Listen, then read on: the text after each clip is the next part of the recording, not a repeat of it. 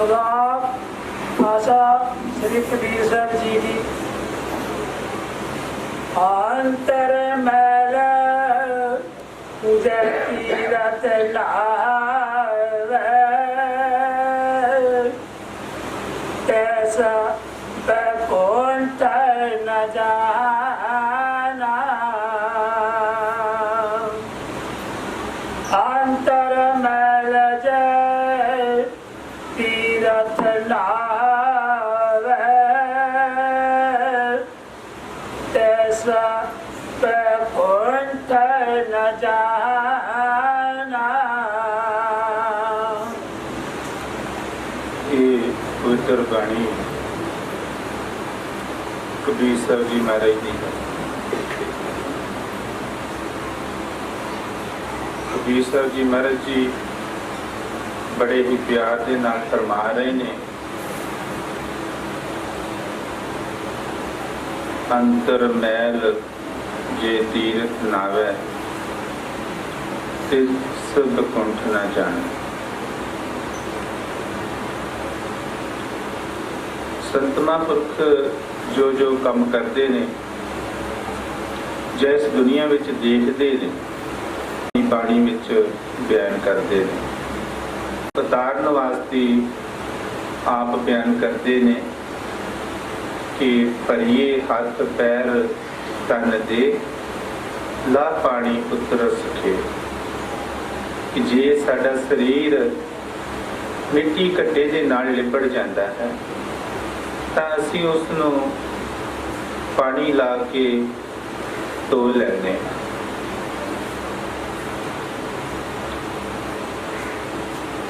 ਗੁਰੂ ਸਾਹਿਬ ਜੀ ਫਰਮਾਉਂਦੇ ਨੇ ਕਿ ਜੇ ਸਾਡੇ ਕੱਪੜੇ ਖਰਾਬ ਹੋ ਜਾਂਦੇ ਨੇ ਤਾਂ ਅਸੀਂ ਉਸ ਨੂੰ ਸੋਡਾ ਸਾਬਣ ਲਾ ਕੇ ਉਸ ਨੂੰ ਸਾਫ਼ ਕਰ ਲੈਂਦੇ ਹਾਂ।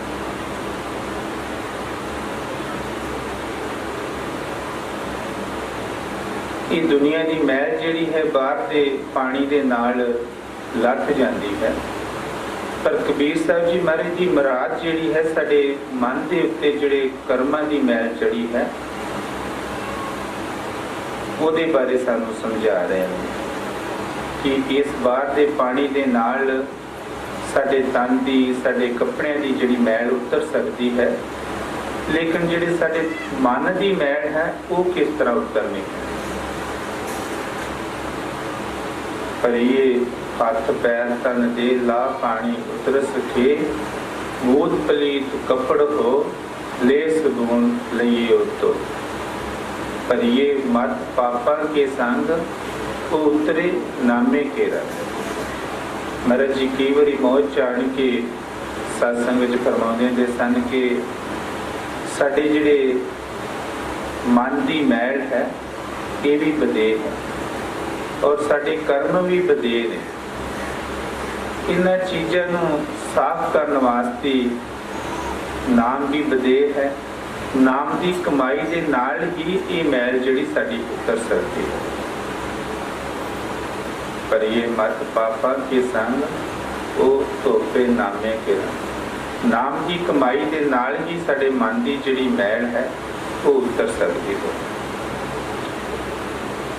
नाम जिहड़ा है उस बारे असीं विचार करनी है। इस दुनिया दे विच उन्नी सिखां दी गिनती नहीं है जिन्नी गुरुआं दी गिनती है, लेकिन असीं जिस नाम की तलाश करनी है, जिस नाम दे नाल वो मैल उतरनी है, असीं उस दी खोज करनी है कि वो नाम जिहड़ा है कित्थों मिलेगा। गुरु साहब जी फरमाते ने कि सत नाम, नाम तो पहला सत आउंदा है। सत वही जीव रख सकता है जिसने उस परमात्मा की भक्ति की है या जिसने अपने अंदर अपने सतगुर नूं प्रगट कर लिया है। क्योंकि असी जिन्ने भी जीव हाँ काम क्रोध लोभ मोह हंकार की अग्नि दे विच चल रहे, लेकिन संत महापुरख जिहड़े ने वो इन्हां चीज़ां तो रहत हुंदे ने। असीं उस संत महापुरख की पहचान करनी है जिसके कोलों सानूं ये नाम मिल जाए। संतां महापुरखां की पहचान की है कि वो सारी दुनिया नूं अलग होणगे, सोहणे होणगे, और दूसरा ये कि वो दाते होणगे, मंगते नहीं होणगे। एक उन्हां दे विच ये शक्ति होएगी, ये पावर होएगी कि जद भी वो सानू उस दरगाह तक पहुंचण वाला जो नाम है उसकी दीक्षा देंगे कि उसका सारा ही मात लोक तो लैके सत लोक तक का रस्ता जिहड़ा वो सानू दस्सणगे। उस रस्ते दे विच की हो रहा है, किहड़ियां मंजिलां ने जां किहड़े स्थान जां उत्थे की रंग राग हो रहे ने, वो सानू जो नाम की दीक्षा देगा उस टाइम से दसेगा। सोना वो इस करके होएगा क्योंकि उसने उस अकाल पुरख वाहिगुरु नूं ते आके अपने अंदर प्रगट किया है। इसलिए उस परमात्मा का जिहड़ा वासा है उस शुद्ध और साफ आत्मा दे विच होएगा। इसलिए वो सारिਆਂ ਨੂੰ खूबसूरत होएगा। दाता किस तरह होएगा कि वो दुनिया की कोई भी चीज जिहड़ी है वो मंगेगा नहीं।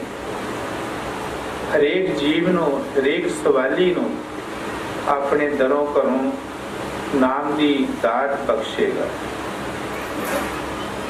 जिहड़ा मंगदा है वो दाता नहीं है,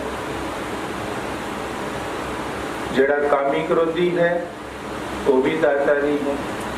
इसलिए सतगुर दीयां जिहड़ियां ये पहचाना ने सानू इन्हां दी पहचान करनी चाहिए है, और इन्हां दी पहचान करके फिर सानू उस दे कोल जाके नाम की दीक्षा लैनी चाहिए है। ये दुनिया दे विच जिन्ने भी संत महापुरख ने, महाराज जी कई बारी फरमाउंदे हुंदे सन कि हम नहीं चंगे बुरा नहीं कोई। ये दुनिया दे विच साडे नालों सारे ही चंगे ने, पर जिस मकसद वास्ते असीं उस दे कोल जाना है असीं उसकी तलाश करनी है कि ये साडा ये मकसद पूरा करेगा। जो साडा मकसद पूरा करेगा तो फिर जीव नूं चाहिदा है कि अपनियां दोनों अखां बंद करके अपने सतगुर ते पूर्ण विश्वास करे, क्योंकि सतगुर दे दर्शन जिहड़े ने वो पूर्ण स्नान ने। 68 तीर्थ मंजना गुरदर्श प्राप्त होए। एहो जे समर्थ पुरुषां दी संगत दे विच जा के जिस तरह इस दुनिया दे विच साडे जो पूर्वजे ने उन्होंने 68 तीर्थां का बयान किया है, और 68 तीर्थां का जो इशनान है उसका फल एक अपने पूर्ण जो जस सत का धनी है उसके दर्शन कितिया ही उसका फल मिलता है।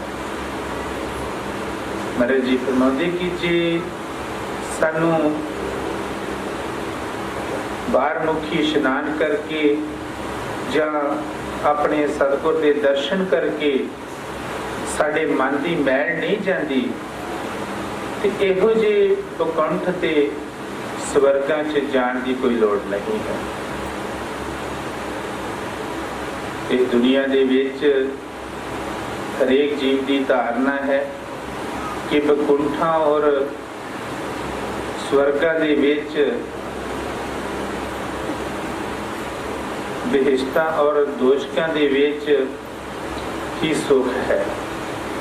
पर महाराज जी फरमाते ने कि ये दोजक और बेहिश्त जड़े ने इस तरलोकी दे मालक जो धर्मराज है, जो निरंकार है, उसने ये बनाए हैं। पर संतां दा जिहड़ा मार्ग है इस तो उत्तम है, इस तो ऊपर है। जिस तरह महाराज जी कई बारी मौज चढ़ के फरमाते ने, स्वामी जी महाराज ने अपनी बाणी विच फरमाया है कि तीन लोक में बसता काल, चौथे में रहे नाम दिया। तीन लोक इस तरलोकी नूं किया गया है। तिन्नां लोकां दे नाल तरलोकी बनती है। वो इस तरह है कि जिहड़ा आकाश लोक है, जिथे देवी देवते रहंदे ने, उसनूं आकाश लोक किया जाता है। जिस दुनिया दे विच असीं रह रहे हां, इसनूं मात लोक किया जाता है। और साडे थल्ले जमीन दे पताल लोक है। ये तीन लोक मिला के तरलोकी बनती है। महाराज जी फरमाते हैं कि इन्हां तिन्नां लोकां दे विच वो परमात्मा नहीं है। वो परमात्मा जिहड़ा है चौथे लोक दे विच है। चौथा लोक किहड़ा है? सचखंड। तीन लोक में नाम न पाए, चौथे में रहे नाम समाए। तीन लोक में बसता काल, चौथे में रहे नाम दिया। सोई नाम संतन से पावे, संत बिना नहीं नाम समाए। वो जड़ा नाम है संतां दे कोल है। संतां दे कोल जाके ही सानू उस नाम की प्राप्ति होनी है।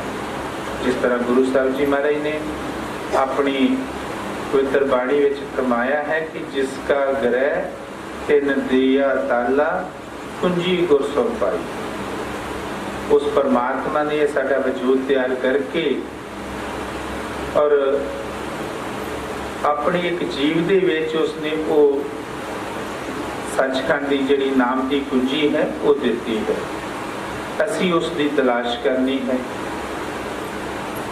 असी जीव जिन्ने भी हाँ सारे ही परम भलेखियां दे विच पै जाने हाँ कि किसी दे कोल जाके थोड़ा बहुता सुख मिल जाता है या दुनियादारी की चीज मिल जाती है, ते असीं उसनूं ही अपना गॉड रब समझ लेते हैं। लेकिन असी उसकी पहचान नहीं करते। कई बारी जिन्हां दा दरबार है, सतगुर बड़े ही प्यार के नाल सत्संग विच फरमाउंदे हुंदे सन कि जद भी कोई जीव सतगुर की उपासना करता है या भगती करता है, सतगुर का सिमरन करता है, कि उस जीव दे विच रिधियां सिद्धियां आ जांदियां ने। जब जीव दे विच रिधियां सिद्धियां आ जांदियां ने तो उसके मुखों कोई भी वचन निकलता है और वो पूरा हो जाता है। असी सिर्फ ते सिर्फ इस गल वाल नहीं देखना। साडा जो मकसद है, असी अपनी जिंद जान कुर्बान करनी है, अपना जीवन जिसके हवाले करना है, असी उसकी परख करनी है कि वो आप सचखंड जाता है कि जा ये दुनिया दी रिधियां सिद्धियां ही लैके वो बैठा है। जे रिधियां सिद्धियां ही लैके बैठा है तो फिर साडा पार उतारा नहीं होएगा, क्योंकि जिन्नी असी कमाई की उन्नी ही असी खा ली, तो साडे पल्ले की बचेगा। श्री गुरु अर्जन देव जी महाराज पंजवीं पातशाही दे वेले उन्हां दा एक सिख भाई मंझ सी। सतगुर की शोभा सुन के सतगुरां दे दरबार विच गया। जब सतगुरां दे उपदेश तो बाद उसने फरियाद की कि हे महाराज, मैनू भी तुसी अपना सिख बना लो, मेरे ते भी तुसी कृपा करो। तो उस टाइम ते पंजवीं पातशाही महाराज ने भाई मंझ नूं किया कि तू किसी नूं मनदा है? तो उसने किया कि मैं मानदा है, मैं अपने घर एक मुसलमाना दे विच एक मकबरा और मस्जिद जी हुंदी है जिसनों घरां दे विच बना के उसकी पूजा करते ने, मत्था टेकते ने। मकबरा मैं उसनों मनदा हाँ। गुरु साहब जी ने उसका प्यार देखने की खातर किया कि जे तू साडा सिख बनना है तो जो तू अपने घर बाजार बनाई है, मकबरा बनाया है, वो ढा के आ। उसने सतगुरां दी उपमा सुनी सी, सतगुरां दे बचन सुने सी, उहदे मन नूं पूरी तसल्ली हो गई सी कि इन्हां तो काबिल होर कोई मुर्शिद नहीं है। जिस मकसद वास्ते मैं इन्हां नूं अपना मुर्शिद बनाउणा है, मेरा वो सब काज यही पूरा कर सकते हैं। हुक्म दे मुताबिक उसने जो मजार घर दे विच बनाई सी वो ढा दी। ढा के सतगुरां दे अगे फरियाद की कि महाराज जी साडे ते कृपा करो। सतगुरां ने उसनों आज्ञाकारी समझ के नाम की जो दीक्षा सी वो दे दी। कि नाल ही सतगुरां दी मौज परीक्षा इम्तिहान रख दिता। भाई मझ बड़ा ही अमीर जगीरदार सी कि उसके घर जो गुरु साहब जी ने परीक्षा रख दी कि जिहड़े घर घोड़े हाथी सन वो मरने शुरू हो गए। लोगों ने ये किया कि तू पीर दी मजार ढाई है, इस करके पीर तेरे ते करोग हो गया है ते तेरे नाल ये जो जुल्म है ये तां ही हो रहा है। भाई मझ ने किया कि जो भी उसकी इच्छा है वो कर लवे, लेकिन मैं ये मजार दोबारा नहीं बनानी, क्योंकि मैनू वो मालक मिल गया है जिसकी मैनू तलाश सी। हौली हौली ਉਹਦੇ घर की जायदाद जिहड़ी सी वो भी विक गई। पर लोगों ने कहा कि जे तू मजार नहीं बनानी तो असीं तैनूं अपने कबीले दे विचों शेख देना है, तेरा हुक्का पानी शेख देना है।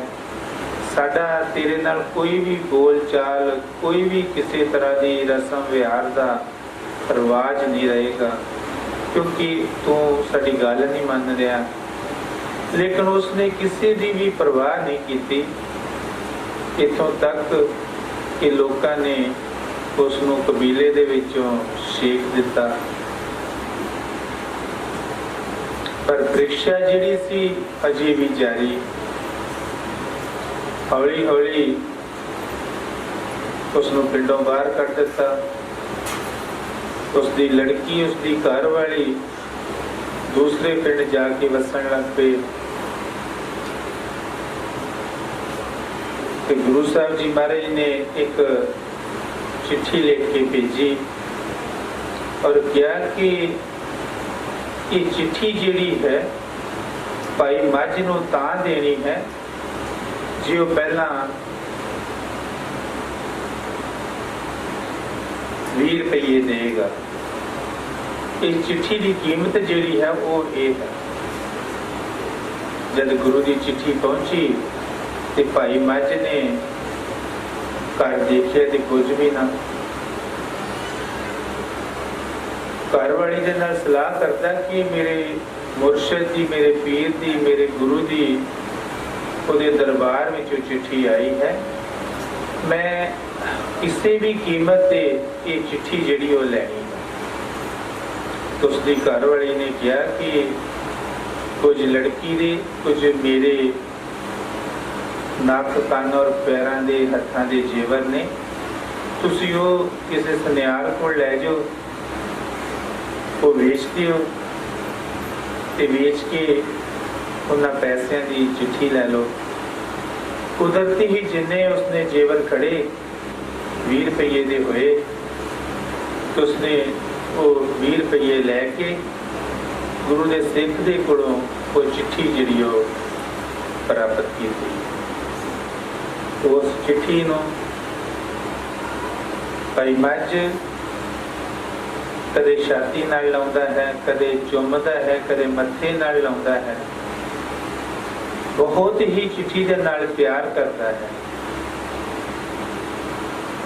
कुछ समय बाद गुरु साहब जी ने फिर एक चिट्ठी भेजी कि इसकी कीमत भी भाई मझ देगा तो फिर ये चिट्ठी देनी है, नहीं तो इस तरह चिट्ठी नहीं देनी। चिट्ठी जदों फिर भाई साहब को मिली तो किया कि गुरु का हुक्म यह है कि चिट्ठी जिहड़ी है उसकी कीमत इन्नी है। सोचता है कि मेरे को हुण कुछ नहीं है तो मैं ये चिट्ठी जिहड़ी है किस तरह लवांगा। घरवाली दे नाल सलाह की, घरवाली ने दस्सिया कि अपने पिंड का जिहड़ा सेठ सी, किसी वेले जदों असीं शाहूकार सी कि वो अपने लड़की वास्ते साडी लड़की का रिश्ता मंगदा सी कि उसनों पुछ लैने हैं कि साडी लड़की का तू रिश्ता ले लै, पर सानू इन्ने पैसे चाहिए ने। जदों भाई साहब के घरों शाहूकार के घर गई कि जाके दस्सिया कि तुसी साडी लड़की का रिश्ता मंगदे सी, असी उस वेले इस करके नहीं किया कि असी अमीर सी, तुसी घट अमीर सी, साडा तुहाडा जिहड़ा कोई मेल नहीं सीगा अमीरी के हिसाब नाल, असी इसदे करके असी ये रिश्ता नहीं सी कीता। पर असी हुण ये फरियाद करते हैं कि तुसी साडी लड़की का रिश्ता ले लो, पर सानू पैसे इन्ने चाहिए ने, फिर असी रिश्ता देवांगे। शाहूकार ने और उसकी घरवाली ने कहा कि सानू मंजूर है। उन्होंने पैसे दे दिते और भाई मझ ने अपनी लड़की का जिहड़ा रिश्ता सी उत्थे कर दिता। पैसे लैके गुरु साहब की जिहड़ी चिट्ठी सी वो प्राप्त की गुरु के सिख कोलों। फिर कहते कि उसे प्यार के नाल, उसे ही लगन दे नाल मन दे विच कोई हंकार नहीं आया, कोई मान नहीं आया कि मैं इन्नी बड़ी कुर्बानी की है गुरु की चिट्ठी छडाउण वास्ते। उसे ही प्यार, उसे ही लगन दे विच गुरु साहब की चिट्ठी नूं कदे छाती नाल लाउंदा है, कदे मत्थे नाल लाउंदा है, कदे चुमदा है। गुरु साहब जी ने किया कि भाई मझ जिहड़ा वो रहिंदा कित्थे है। किसी ने दस्सिया कि वो इस तरह पिंड वालियां ने उसनूं हुक्का पानी छेक दिता है, पिंडों कढ़ दिता है कि वो फलानी जगह रहिंदा है। कि गुरु साहब जी ने कहा कि वो सतगुरां दे दरबार में आ जाए। भाई मझ ते उसकी घरवाली गुरु साहब जी के दरबार में आ गई। भाई मझ ने एक बालन की भरी लियानी और लंगर दे विच पा देनी, सेवा कर छड्डनी ते लंगर खा लिया करना। एक दिन गुरु साहब जी अपने दरबार विच बैठे ते संगत दे विच फरमाउंदे कि भाई मझ जिहड़ा है वो रोटी कित्थों खांदा है। ते संगत ने कहा महाराज जिथों संगत खांदी है लंगर दे विचों भाई मझ भी उत्थों ही लंगर छकदा है। कुदरती ही भाई मझ की जिहड़ी घर वाली सी वो उस दीवान दे विच बैठी सी। ਉਹਦੀ घर वाली ने जाके दस्सिया कि गुरु साहब जी अज दरबार दे विच इस तरह बचन करते सन। ते भाई मंझ और उसकी घर वाली ने सतगुरां दे बचनां दा कोई गिला नहीं कीता, कोई गुस्सा नहीं कीता और मन दे विच ये विचार कीती कि गुरु साहब जी जो बचन करते हैं कि जे भाई मझ लंगर दे विचों भोजन छकदा है तो फिर उसकी सेवा नहीं है कि जिन्नी सेवा करता है उन्ना लंगर छक लैंदा है, ते सेवा कादी है। उन्होंने इस गल का कोई भी गुस्सा नहीं किया ते मन दे विच ये विचार कीती कि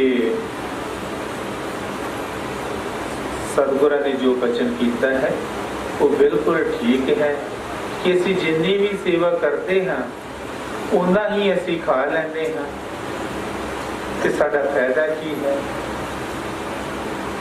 मन च ही सलाह बनाई कि जंगल दे विच जाके एक बालन दी भरी लंगर दे विच पाया करांगे और एक होर बालन दी भरी बाजार विच बेच के तो उसका खाना दाना लेके रोटी खाया करांगे।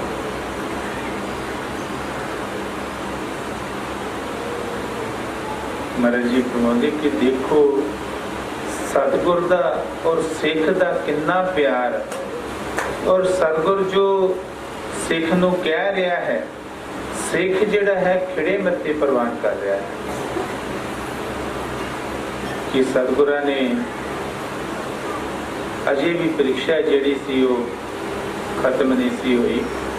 एक दिन बालन दी सुके बालन दी भरी लैके आ रहे सी ते बहुत ही जोर दी अंधेरी च खड़ाया कि भाई मझ नूं हवा इन्नी तेज सी कि बालन समेत ही उसनूं चुक के खूह दे सुट दिता। कहंदे कि जे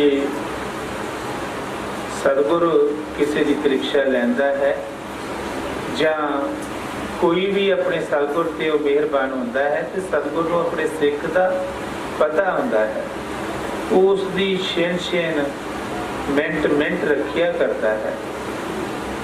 पंजवीं पातशाही महाराज जी दरबार दे विच बैठे सन ते जदों इस तरह होया ते गुरु साहब जी नंगे पाँव ही उठ के चल पे जिथे भाई मझ डिग्या सी और संगतां नूं कहा कि एक पौड़ी और रस्सा लेके आओ। संगत ने हुक्म मान के उस तरह ही कीता ते जिस खूह दे विच भाई मझ डिग्या सी गुरु साहब ने अपने दूसरे सिखां नूं कहा कि भाई मझ नूं कहो कि इस भरी नूं तू सुट दे और तू बाहर आ जा, इस भरी दे करके ही तू खूह दे विच डिग्या है। पर भाई मझ ने अग्यों संगत नूं ये जवाब दिता कि नहीं, पहला ये सुक्का बालन जिहड़ा है इसनूं ही बाहर निकालिया जाएगा क्योंकि ये सुक्का बालन जिहड़ा है सतगुरां दे लंगर दे विच वरतिया जाना है। मैं सुक्के बालन तो बाद च आवांगा। ते सतगुरां ने जदों इस तरह ही होया ते सतगुरां ने उस भाई मझ नूं अपने गल दे नाल ला लिया और वर दे दिते कि मझ प्यारा गुरु को, मझ गुरु दा गुर, कि मझ जिहड़ा है गुरु दा प्यारा है। महाराज जी फरमाउंदे ने कि ਇਹੋ ਜਿਹੇ ਸਮਰੱਥ ਪੁਰਸ਼ਾਂ ਦੇ ਕੋਲ ਜਾ ਕੇ ਸਾਨੂੰ ਕਦੇ ਵੀ ਇਹ ਸੋਚਣਾ ਨਹੀਂ ਚਾਹੀਦਾ ਕਿ ਸਤਿਗੁਰ ਕੀ ਮੌਜ ਵਰਤਾ ਰਹੇ ਨੇ। ਸਾਨੂੰ ਆਪਣੇ ਸਤਿਗੁਰ ਦੀ ਪਹਿਚਾਣ ਚਾਹੀਦੀ ਕਿ ਉਹ ਸਤਿਗੁਰ ਸਾਡਾ ਜਿਹੜਾ ਹੈ ਪੂਰਾ ਹੈ कि अधूरा है। जे सतगुर साडा पूरा है तो फिर उसके उत्ते अखां बंद करके सानू विश्वास, जे साडा सतगुर साडा पूरा नहीं है तो उसके कोल जाण दा कोई फायदा नहीं है, क्योंकि उसके कोल जाके साडे मन की मैल ते लथण ही नहीं है, सगों असीं होर कर्म करने ने, साडे ते कर्मां दा बोझा पैना है। महाराज जी फरमाते कि ऐसे समर्थ पुरुषों के कोल जाना चाहिए है कि जिस तरह महाराज जी फरमाते कि दर्शन कीते जिन्हां दी भुख लथी बिना खाद्या पीत्या रचिया, कालीदास जिन सच दा संग कीता वो पेखियां विच नहीं सचिया। सानू इहो जिहे समर्थ पुरुष की तलाश करनी चाहिए है कि जिहड़े साडे कर्मां दा साडी औखी वेले निपटारा करन और सानू अच्छे कर्म करन दा ज्ञान देन। जे वो बाहर मुखी पूजा कराउंदा है तो फिर भी वो अधूरा है, क्योंकि बाहर मुखी जो भी असी पूजा करते हाँ तो गुरु साहब जी ने बाणी दे विच खंडन किया है कि पुण्य दान इशनान संजम साध संगत बिन वाद गया। असी अपनी मर्जी के नाल अपने मन के मगर लग के जिन्हें भी पुण्य दान करते हैं संजम रखते हैं वो साधु की संगत तो बगैर साधु की शरण तो बगैर सब ही नेक फल है। कई बार जिस तरह सतगुर अपने पवित्र सत्संग में फरमाते होंदे सन कि जीव जिहड़ा है देवी देवतियां नूं मनदा है और उन्हां दे कोलों मुक्ति मंगदा है, लेकिन जिहड़े देवी देवतियां नूं असीं मनदे हां महाराज जी कई बारी आण के मौत च फरमाउंदे हुंदे सन कि ये देवती ये जिहड़े देवी देवते ने ये इन्हां दीयां जिहड़ियां मंजिलां ने बहुत ही थल्ले ने। जिहड़ा पूर्ण संत है पूरा सतगुर है वो सानू उस रूहानी मंजिलों का ज्ञान दिंदा है। वो ज्ञान लैके ही सानू पता लगता है कि जिहड़े देवी देवते ने कि किस मकाम ते ने किस मंजिल ते ने। असी ये देवी देवतियां दी पूजा करते हैं। महाराज जी मौत चाण के फरमाउंदे हुंदे सन कि देखो कई जीव जिहड़े ने अपनी अपनी शरधा है, जिथे जिथे भी कोई जीव मानता है उसनों ही वो रब परमेश्वर समझदा है, लेकिन संतां महापुरखां दी जिहड़ी बाणी है वो इन्हां तो अलग है। महाराज जी फरमाउंदे कि देखो कई जीव जिहड़े ने वो गणेश की पूजा करते ने, कोई ब्रह्मा जी की पूजा करते ने, कोई विष्णु जी की पूजा करते ने, कोई शिव की पूजा करते ने, कई शक्ति की पूजा करते ने, कई जीव जिहड़े ने वो निरंजन की पूजा करते ने। लेकिन संतां महापुरखां की थ्योरी के मुताबिक ये जिहड़े 7 लोक तक देश ने ये बहुत ही नीचे और थले रह जाते हैं। जिस तरह महाराज जी फरमाते हैं कि ब्रह्मांड का जिहड़ा अक्ष है वो अंड ते पैंदा है, अंड का जिहड़ा अक्ष है वो पिंड ते पैंदा है, पिंड जिहड़ा है वो साडे शरीर नूं संतां महापुरखां ने किया है। इस शरीर नूं पिंड किया है। इस पिंड दे विच गुरु साहब जी फरमाते हैं कि 6 चक्कर ने, गुदा चक्कर, स्वाद चक्कर, नाभि चक्कर, हिरदे चक्कर, कंठ चक्कर और साडियां दोवां अखां दे विचकार जिथे काल दा बसेरा है और साडी ਆਤਮਾ ਦਾ ਸਥਾਨ ਹੈ।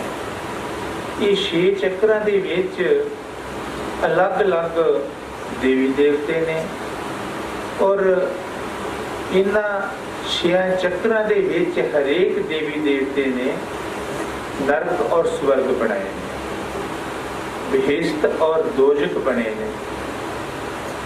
ਜਿਹੜੇ ਜਿਹੜੇ ਜੀਵ ਇਹਨਾਂ ਦੇਵੀ ਦੇਵਤਿਆਂ ਨੂੰ ਪੂਜਦੇ ਨੇ ਉਹ ਸਿਰਫ ਤੇ ਸਿਰਫ ਉਸ ਦੇਸ਼ ਤੱਕ ਹੀ ਸੀਮਤ ਰਹਿ ਜਾਂਦੇ ਨੇ।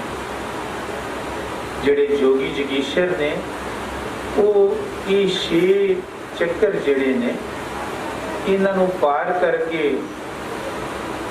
ਦੋਵਾਂ ਅੱਖਾਂ ਦੇ ਵਿਚਕਾਰ ਮਸਤਕ ਦੇ ਵਿੱਚ ਜਿੱਥੇ ਸਾਡੀ ਸੁਰਤ ਦਾ ਟਿਕਾਣਾ ਹੈ ਉੱਥੋਂ ਤੱਕ ਹੀ ਸੀਮਤ ਰਹਿ ਜਾਂਦੇ ਨੇ।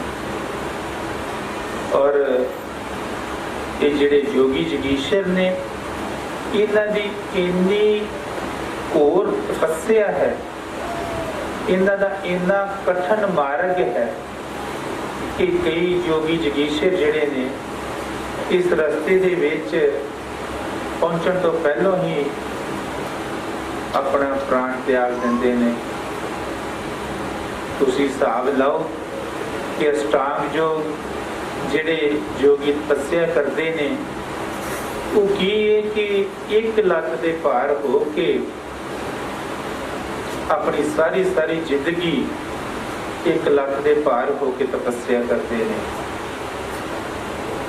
ਔਰ ਆਪ ਸਭ ਇਹ ਵਿਚਾਰ ਕਰਕੇ ਦੇਖੋ ਕਿ ਜੇ ਅਸੀਂ 1 ਲੱਖ ਦੇ ਪਾਰ ਖਲੋਈਏ ਤੇ ਕਿੰਨਾ ਕੁ ਚਿਰ ਖਲੋ ਸਕਦੇ ਹਾਂ।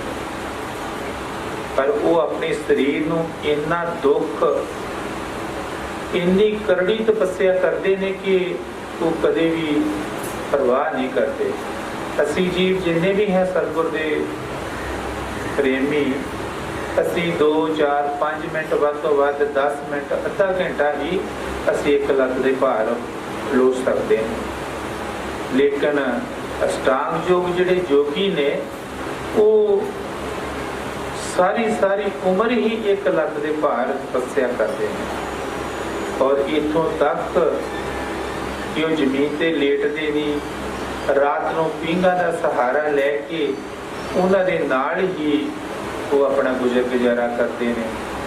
ਪਰ 1 ਲੱਖ ਦੇ ਭਾਰ ਹੋ ਕੇ ਉਹਨਾਂ ਦੀਆਂ ਲੱਤਾਂ ਜਿਹੜੀਆਂ ਨੇ ਪੱਕ ਜਾਂਦੀਆਂ ਨੇ, ਖੂਨ ਜਿਹੜੇ ਉਹ ਖਲੋ ਜਾਂਦੇ ਨੇ, ਵਿੱਚ ਰਕਤ ਪਾਕ ਰੇਸ਼ਾ ਪੈ ਜਾਂਦਾ ਹੈ, ਲੇਕਿਨ ਫਿਰ ਵੀ ਉਹ ਆਪਣੇ ਸਰੀਰ ਦੀ ਪਰਵਾਹ ਨਹੀਂ ਕਰਦੇ। ਔਰ ਜਿਸ ਵੀ ਦੇਵੀ ਦੇਵਤੇ ਨੂੰ ਉਹ ਧਿਆਉਂਦੇ ਨੇ ਉਸ ਦੀ ਸਾਧਨਾ ਕਰਕੇ ਉਸ ਨੂੰ ਆਪਣੇ ਅੰਦਰ ਪ੍ਰਗਟ ਕਰਦੇ। ਮਹਾਰਾਜ ਜੀ ਫਰਮਾਉਂਦੇ ਕਿ ਪ੍ਰਾਣਯਾਮ, ਕਈ ਜੀਵ ਇਹੋ ਜਿਹੇ ਪ੍ਰਾਣਯਾਮ ਯੋਗੀ ਨੇ ਜਿਹੜੇ ਆਪਣੇ ਆਪ ਨੂੰ ਜ਼ਮੀਨ ਦੇ ਵਿੱਚ ਨੱਪ ਲੈਂਦੇ ਨੇ ਔਰ ਆਪਣੇ ਸਵਾਸ ਨੂੰ ਰੋਕ ਲੈਂਦੇ ਨੇ। ਕਈ ਜੀਵ ਇਹੋ ਜਿਹੇ ਨੇ ਆਪਣੇ ਸਵਾਸਾਂ ਨੂੰ ਰੋਕ ਕੇ ਪਾਣੀ ਦੇ ਵਿੱਚ ਡੁਬਕੀ ਲਾ ਲੈਂਦੇ ਨੇ। ਦੇਖੋ ਆਪਾਂ ਕਿੰਨੀ ਕੁ ਦੇਰ ਪਾਣੀ ਦੇ ਵਿੱਚ ਰਹਿ ਸਕਦੇ ਹਾਂ, ਪਰ ਜਿਹੜੇ ਉਹਨਾਂ ਦੀ ਤਪੱਸਿਆ ਕਰਦੇ ਨੇ ਦੇਵੀ ਦੇਵਤਿਆਂ ਦੀ, ਆਪਣੇ ਸਰੀਰ ਨੂੰ ਦੁੱਖ ਦੇ ਕੇ ਤਸੀਹੇ ਦੇ ਕੇ ਫਿਰ ਉਹ ਆਪਣੇ ਅੰਦਰ ਉਹਨਾਂ ਦੇਵੀ ਦੇਵਤਿਆਂ ਨੂੰ ਪ੍ਰਗਟ ਕਰਦੇ ਹਨ। ਮਹਾਰਾਜ ਜੀ ਫਰਮਾਉਂਦੇ ਕਿ ਇਹਨਾਂ ਦੇਵੀ ਦੇਵਤਿਆਂ ਦੀ ਤਪੱਸਿਆ ਭਗਤੀ ਇੰਨੀ ਕਠਨ ਹੈ, ਇੰਨੀ ਮੁਸ਼ਕਿਲ ਹੈ ਕਿ ਸਾਡੇ ਸਰੀਰ ਜਿਹੜਾ ਹੈ ਉਹ ਦੁੱਖ ਨਹੀਂ ਚੱਲ ਸਕਦਾ। ਪਰ ਫਿਰ ਵੀ ਇੰਨੇ ਦੁੱਖ ਦੇ ਵਿੱਚ ਉਹ ਤਪੱਸਿਆ ਕਰਕੇ ਉਹ ਜਿਹੜੇ ਵਰ ਪ੍ਰਾਪਤ ਕਰਦੇ ਨੇ ਉਹਨਾਂ ਦੇ ਨਾਲ ਸਾਡੀ ਮੁਕਤੀ ਨਹੀਂ ਹੁੰਦੀ। ਸਾਨੂੰ ਫਿਰ ਉਸ ਜਨਮਾਂ ਦਾ ਉਸ ਫਲ ਦਾ ਲੇਖਾ ਜੋਖਾ ਮੁਕਾ ਕੇ ਸਾਨੂੰ ਫਿਰ ਉਹ ਧਰਮ ਰਾਜ ਜਿਹੜਾ ਹੈ ਫਿਰ ਅਗਲਾ ਜਨਮ ਦੇ ਦਿੰਦਾ ਹੈ। ਜਿੰਨੀ ਦੇਰ ਦੀ ਤਪੱਸਿਆ ਦਾ ਫਲ ਹੁੰਦਾ ਹੈ ਉਹ ਸਾਨੂੰ ਫਲ ਭੁਗਤਾ ਕੇ ਫਿਰ ਸਾਨੂੰ ਅਗਲਾ ਜਨਮ ਅਵਸ਼ ਭੋਗਣਾ ਪੈਂਦਾ ਹੈ। ਸਾਡਾ ਇਸ ਦੁਨੀਆ ਦੇ ਵਿੱਚ ਆਉਣਾ ਔਰ ਜਾਣਾ ਕਦੇ ਮੁੱਕਦਾ ਨਹੀਂ। ਇਸ ਪਿੰਡ ਇਸ ਸਰੀਰ ਦੇ ਜਿਹੜੇ 6 ਚੱਕਰ ਨੇ ਜਿਹੜੇ ਪਹਿਲਾਂ ਦੱਸਿਆ ਹੈ, ਗੁਦਾ ਚੱਕਰ ਤੇ ਗਣੇਸ਼ ਜੀ ਮਹਾਰਾਜ ਦਾ ਵਾਸਾ ਹੈ। ਸਵਾਦ ਚੱਕਰ, ਇੰਦਰੀ ਚੱਕਰ ਜਿਹੜਾ ਹੈ ਉੱਥੇ ਬ੍ਰਹਮਾ ਜੀ ਦਾ ਵਾਸਾ ਹੈ। ਨਾਭੀ ਚੱਕਰ ਦੇ ਵਿੱਚ ਵਿਸ਼ਨੂੰ ਭਗਵਾਨ ਦਾ ਵਾਸਾ ਹੈ ਔਰ ਹਿਰਦੇ ਚੱਕਰ ਦੇ ਵਿੱਚ ਸ਼ਿਵ ਜੀ ਮਹਾਰਾਜ ਦਾ ਵਾਸਾ ਹੈ ਔਰ ਕੰਠ ਦੇ ਵਿੱਚ ਸ਼ਕਤੀ ਜੋ ਆਦਿ ਕੁਆਰੀ ਹੈ, ਅਸ਼ਟੰਗੀ ਵੀ ਉਸ ਨੂੰ ਦੇਵੀ ਕਿਹਾ ਗਿਆ ਹੈ, ਉਹਦਾ ਕੰਠ ਦੇ ਵਿੱਚ ਵਾਸਾ ਹੈ ਔਰ ਨਰੰਜਨ ਜੋ ਕਾਲ ਹੈ ਉਸ ਦਾ ਮਸਤਕ ਦੇ ਵਿੱਚ ਵਾਸਾ ਹੈ, ਜਿੱਥੇ ਸਾਡੀ ਸੁੱਖ ਦਾ ਟਿਕਾਣਾ ਹੈ। ਮਰੀ ਫਰਮਾਉਂਦੀ ਕਿ ਜਦੋਂ ਇਸ ਦੁਨੀਆ ਦੇ ਵਿੱਚੋਂ ਜੀਵ ਜਾਣ ਲੱਗਦਾ ਹੈ, ਸਭ ਤੋਂ ਪਹਿਲਾਂ ਉਸ ਦਾ ਥੱਲੇ ਦਾ ਸਰੀਰ ਜਿਹੜਾ ਹੈ ਉਹ ਸੁੰਨ ਹੁੰਦਾ ਹੈ। ਪੈਰਾਂ ਤੋਂ ਲੈ ਕੇ ਗੁਦਾ ਚੱਕਰ ਤੱਕ ਜਦੋਂ ਸਰੀਰ ਸੁੰਨ ਹੋ ਜਾਂਦਾ ਹੈ ਤੇ ਉਸ ਦੇ ਵਿੱਚ ਜੋ ਗੁਦਾ ਚੱਕਰ ਦੇ ਦੇਵੀ ਦੇਵਤੇ ਨੇ ਉਹ ਵੀ ਖਤਮ ਹੋ ਜਾਂਦੇ। ਉਸ ਦੇ ਉੱਪਰ ਇੰਦਰੀ ਚੱਕਰ ਹੈ, ਬ੍ਰਹਮਾ ਦਾ ਵਾਸਾ ਹੈ। ਉਸ ਤੋਂ ਬਾਅਦ ਚ ਹੌਲੀ ਹੌਲੀ ਸਰੀਰ ਜਿਹੜਾ ਹੈ ਸਾਡਾ ਜਦੋਂ ਜਾਨ ਨਿਕਲ ਲੱਗਦੀ ਹੈ, ਉੱਪਰ ਹੋਰ ਥੋੜਾ ਜਿਹਾ ਸੌ ਜਾਂਦਾ ਹੈ। ਜਾਨ ਜਿਹੜੀ ਹੈ ਪੈਰਾਂ ਦੇ ਅੰਗੂਠੇ ਤੋਂ ਲੈ ਕੇ ਉੱਪਰ ਮਸਤਕ ਵੱਲ ਨੂੰ ਆਉਂਦੀ ਹੈ ਜਦੋਂ ਜੀਵ ਇਸ ਦੁਨੀਆ ਤੋਂ ਜਾਂਦਾ ਹੈ। ਕਈ ਵਾਰੀ ਆਪ ਸਭ ਨੇ ਦੇਖਿਆ ਜਾਂ ਸੁਣਿਆ ਹੋਏਗਾ ਕਿ ਜੀਵ ਦਾ ਸਰੀਰ ਠੰਡਾ ਹੋ ਗਿਆ, ਇਹਦੀ ਨਬਜ਼ ਚੱਲਣੋਂ ਬੰਦ ਹੋ ਗਈ, ਇਹਦਾ ਦਿਲ ਧੜਕਣੋਂ ਹਟ ਗਿਆ, ਇਹ ਅੱਖਾਂ ਚਮਕਦਾ ਹੈ, ਇਹਦਾ ਸਵਾਸ ਚੱਲਦਾ ਹੈ। ਕਈ ਵਾਰੀ ਜੀਵ ਨੱਕ ਦੇ ਅੱਗੇ ਮੂੰਹ ਦੇ ਗਾੜੀ ਹੱਥ ਦੇ ਕੇ ਜਾਂ ਕੋਈ ਉਹੋ ਜਿਹੀ ਹੌਲੀ ਚੀਜ਼ ਕਰਕੇ ਅੱਗੇ ਕਰਨਗੇ ਕਿ ਇਸ ਦੇ ਸਵਾਸ ਦੇ ਨਾਲੋਂ ਚੀਜ਼ ਹਿੱਲੇਗੀ ਤੇ ਪਤਾ ਚੱਲੇਗਾ ਕਿ ਇਹਦੇ ਸਵਾਸ ਚੱਲਦੇ ਨੇ। ਜਦੋਂ ਅੱਖਾਂ ਤੱਕ ਕਈ ਵਾਰੀ ਜੀਵ ਦਾ ਕਹਿ ਦਿੰਦੇ ਕਿ ਅੱਖਾਂ ਤਾੜੇ ਲੱਗ ਗਈਆਂ ਨੇ, ਪਰ ਜੀਵ ਫੇਰ ਵੀ ਦੁਨੀਆ ਤੋਂ ਜਾਂਦਾ ਨਹੀਂ ਹੈ, ਕਿਉਂਕਿ ਸਾਡੀ ਆਤਮਾ ਦਾ ਜਿਹੜਾ ਟਿਕਾਣਾ ਹੈ ਦੋਵਾਂ ਅੱਖਾਂ ਦੇ ਵਿਚਕਾਰ ਮਸਤਕ ਦੇ ਵਿੱਚ, ਜਿੱਥੇ ਕਾਲ ਨਰੰਜਨ ਦਾ ਬਸੇਰਾ ਹੈ, ਉੱਥੇ ਹੈ। ਤੁਸੀਂ ਵਿਚਾਰ ਕਰੋ, ਜਿਨ੍ਹਾਂ ਦੀ ਅਸੀਂ ਪੂਜਾ ਕਰਦੇ ਹਾਂ, ਜਿਨ੍ਹਾਂ ਨੂੰ ਅਸੀਂ ਮੰਨਦੇ ਹਾਂ, ਰੱਬ ਸਮਾਨ ਸਮਝਦੇ ਹਾਂ, ਅਸੀਂ ਤੇ ਅਜੇ ਵੀ ਸਰੀਰ ਦੇ ਵਿੱਚ ਜੀਵਤ ਹਾਂ, ਪਰ ਇਹ ਦੇਵੀ ਦੇਵਤੇ ਤੇ ਪਹਿਲਾਂ ਹੀ ਸਾਡੇ ਤੋਂ ਖਤਮ ਹੋ ਗਏ ਤੇ ਫਿਰ ਸਾਡਾ ਇਹ ਫਾਇਦਾ ਕਿਸ ਤਰ੍ਹਾਂ ਕਰਨਗੇ, ਸਾਡੀ ਸੰਭਾਲ ਕਿਸ ਤਰ੍ਹਾਂ ਕਰਨਗੇ। ਅੱਖਾਂ ਤਾੜੇ ਲੱਗਣ ਦੇ ਨਾਲ ਵੀ ਜੀਵ ਦੀ ਜਿਹੜੀ ਆਤਮਾ ਹੈ ਉਹ ਮਸਤਕ ਦੇ ਵਿੱਚ ਰਹਿੰਦੀ ਹੈ, ਜੀਵ ਜਿੰਦਾ ਹੈ। ਪਰ ਇਹ ਦੇਵੀ ਦੇਵਤੇ ਜਿਹੜੇ ਇਹ ਪਿੰਡ ਦੇ ਵਿੱਚ ਜਿਹੜੇ ਚੱਕਰ ਨੇ, ਇਹ ਜਿੰਨੇ ਵੀ ਦੇਵੀ ਦੇਵਤੇ ਨੇ, ਇਹ ਸਾਰੇ ਹੀ ਖਤਮ ਹੋ ਗਏ। ਸਾਡੇ ਮਰਨ ਤੋਂ ਪਹਿਲਾਂ ਹੀ ਇਹ ਖਤਮ ਹੋ ਜਾਂਦੇ ਤੇ ਅਸੀਂ ਇਹਨਾਂ ਦੇ ਮਗਰ ਲੱਗ ਕੇ ਅਸੀਂ ਆਪਣੇ ਅਸਲੀ ਕੰਮ ਤੋਂ ਜਿਹੜੇ ਆ ਉਹ ਖੋਈਂਦੇ ਜਾ ਰਹੇ ਹਾਂ।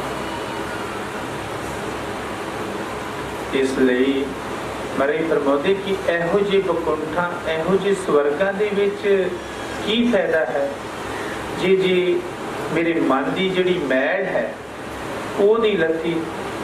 ਦੇਖੋ, ਇਹ ਦੁਨੀਆ ਦੇ ਵਿੱਚ ਬੜੇ ਬੜੇ ਵਲੀ ਕੰਧਾਰੀ, ਬੜੇ ਬੜੇ ਰਿਸ਼ੀ ਮੁਨੀ, ਪੀਰ ਪੈਗੰਬਰ, ਜਿਨ੍ਹਾਂ ਨੇ ਬੜੀ ਹੀ ਯੋਗ ਸਾਧਨਾ ਕਰਕੇ ਮ੍ਰਿਤੂ ਨੂੰ ਵੀ ਆਪਣੇ ਵਸ ਕੀਤਾ। ਇੱਥੋਂ ਤੱਕ ਕਹਿ ਦਿੱਤਾ ਕਿ ਨਾ ਮੈਂ ਦਿਨੇ ਮਰਾਂ, ਨਾ ਮੈਂ ਰਾਤ, ਨਾ ਅੰਦਰ ਨਾ ਬਾਹਰ, ਨਾ ਹੀ ਦੁਨੀਆ ਦੇ ਕਿਸੇ ਜੀਵ ਦੇ ਨਾਲ, ਨਾ ਹੀ ਦੁਨੀਆ ਦੇ ਕਿਸੇ ਹਥਿਆਰ ਦੇ ਨਾਲ ਮਰਾਂ। ਔਰ ਆਪਣੇ ਆਪ ਨੂੰ ਉਹ ਰੱਬ ਸਮਝਣ ਲੱਗ ਪਏ, ਆਪਣੇ ਆਪ ਨੂੰ ਉਹ ਗੁਰੂ ਪਰਮਾਤਮਾ ਕਹਾਉਣ ਲੱਗ ਪਏ। ਪਰ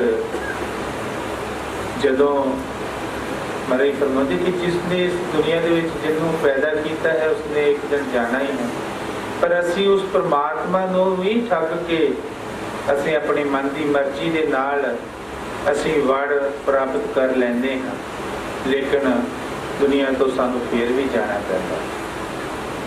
ਸਾਨੂੰ ਜਿਨ੍ਹਾਂ ਦੇ ਕੋਲੋਂ ਵਰ ਲਿਆ ਹੁੰਦਾ ਹੈ ਉਹੀ ਸਾਨੂੰ ਸਾਡੇ ਉਹ ਵਰ ਵੀ ਪੂਰੇ ਕਰ ਦਿੰਦਾ ਹੈ ਤੇ ਉਹ ਲੈ ਵੀ ਜਾਂਦਾ ਹੈ। ਹਰਨਾਕਸ਼ ਜਿਨੇ ਇਹ ਸਭ ਵਰਦਾਨ ਪ੍ਰਾਪਤ ਕੀਤੇ ਸੀ, ਔਰ ਜਦੋਂ ਉਹਦਾ ਅੰਤ ਸਮਾਂ ਆਇਆ ਤੇ ਉਸਦੇ ਬੇਟੇ ਨੇ ਹੀ ਕਿਹਾ ਕਿ ਜਰਾ ਜਰਾ ਦੇ ਵਿੱਚ, ਤਿਣਕੇ ਤਿਣਕੇ ਦੇ ਵਿੱਚ ਉਹ ਪਰਮਾਤਮਾ ਹੈ।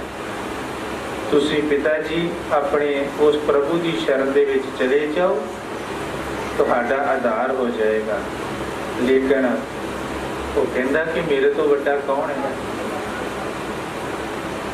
ਉਸਨੇ ਕਿਹਾ ਕਿ ਉਹ ਪਰਮਾਤਮਾ ਸਰਵਵਿਆਪੀ ਹੈ, ਉਹ ਸਾਰਿਆਂ ਦੇ ਵਿੱਚ ਵਸਦਾ ਹੈ, ਉਹ ਸਭ ਕੁਝ ਹੀ ਦੇਖ ਰਿਹਾ ਹੈ। ਬਹੁਤ ਹੀ ਤਸੀਹੇ ਦਿੱਤੇ। ਅੱਗ ਦੇ ਵਿੱਚ ਵੀ ਹਰਨਾਕਸ਼ਪ ਦੀ ਜਿਹੜੀ ਸਿਸਟਰ ਭੈਣ ਸੀ ਹੋਲਕਾ, ਉਸਨੇ ਵਰ ਬ੍ਰਹਮਾ ਜੀ ਕੋਲ ਪ੍ਰਾਪਤ ਕੀਤਾ ਸੀ ਕਿ ਮੈਂ ਅੱਗ ਦੇ ਨਾਲ ਜਲ ਨਾ ਜਾਵਾਂ, ਸੜ ਨਾ ਜਾਵਾਂ।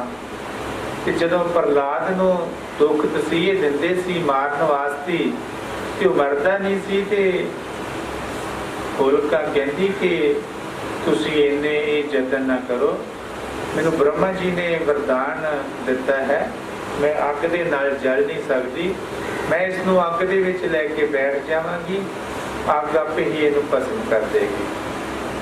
ਪਰ ਜਿਸ ਕੋ ਰਾਖੇ ਸਾਈਆਂ ਮਾਰ ਸਕੇ ਨਾ ਕੋਈ, ਵਾਲ ਵਿੰਗਾ ਨਾ ਹੋਵੇ ਭਾਵੇਂ ਸਭ ਜਗ ਵੈਰੀ ਹੋਵੇ।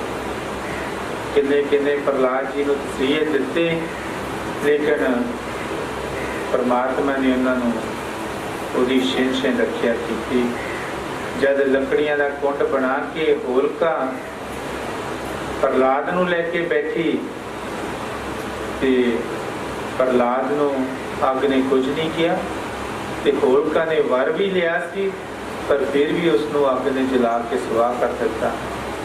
ਉਸਨੇ ਬ੍ਰਹਮਾ ਜੀ ਅੱਗੇ ਫਰਿਆਦ ਕੀਤੀ ਕਿ ਤੁਹਾਡਾ ਵਰ ਝੂਠਾ ਹੈ ਜਾਂ ਤੁਹਾਡੇ 'ਚ ਕੋਈ ਬੇਈਮਾਨੀ ਹੈ। ਉਹਨਾਂ ਨੇ ਕਿਹਾ ਨਾ ਮੇਰਾ ਵਰ ਝੂਠਾ ਹੈ, ਨਾ ਮੇਰੇ 'ਚ ਕੋਈ ਬੇਈਮਾਨੀ ਹੈ।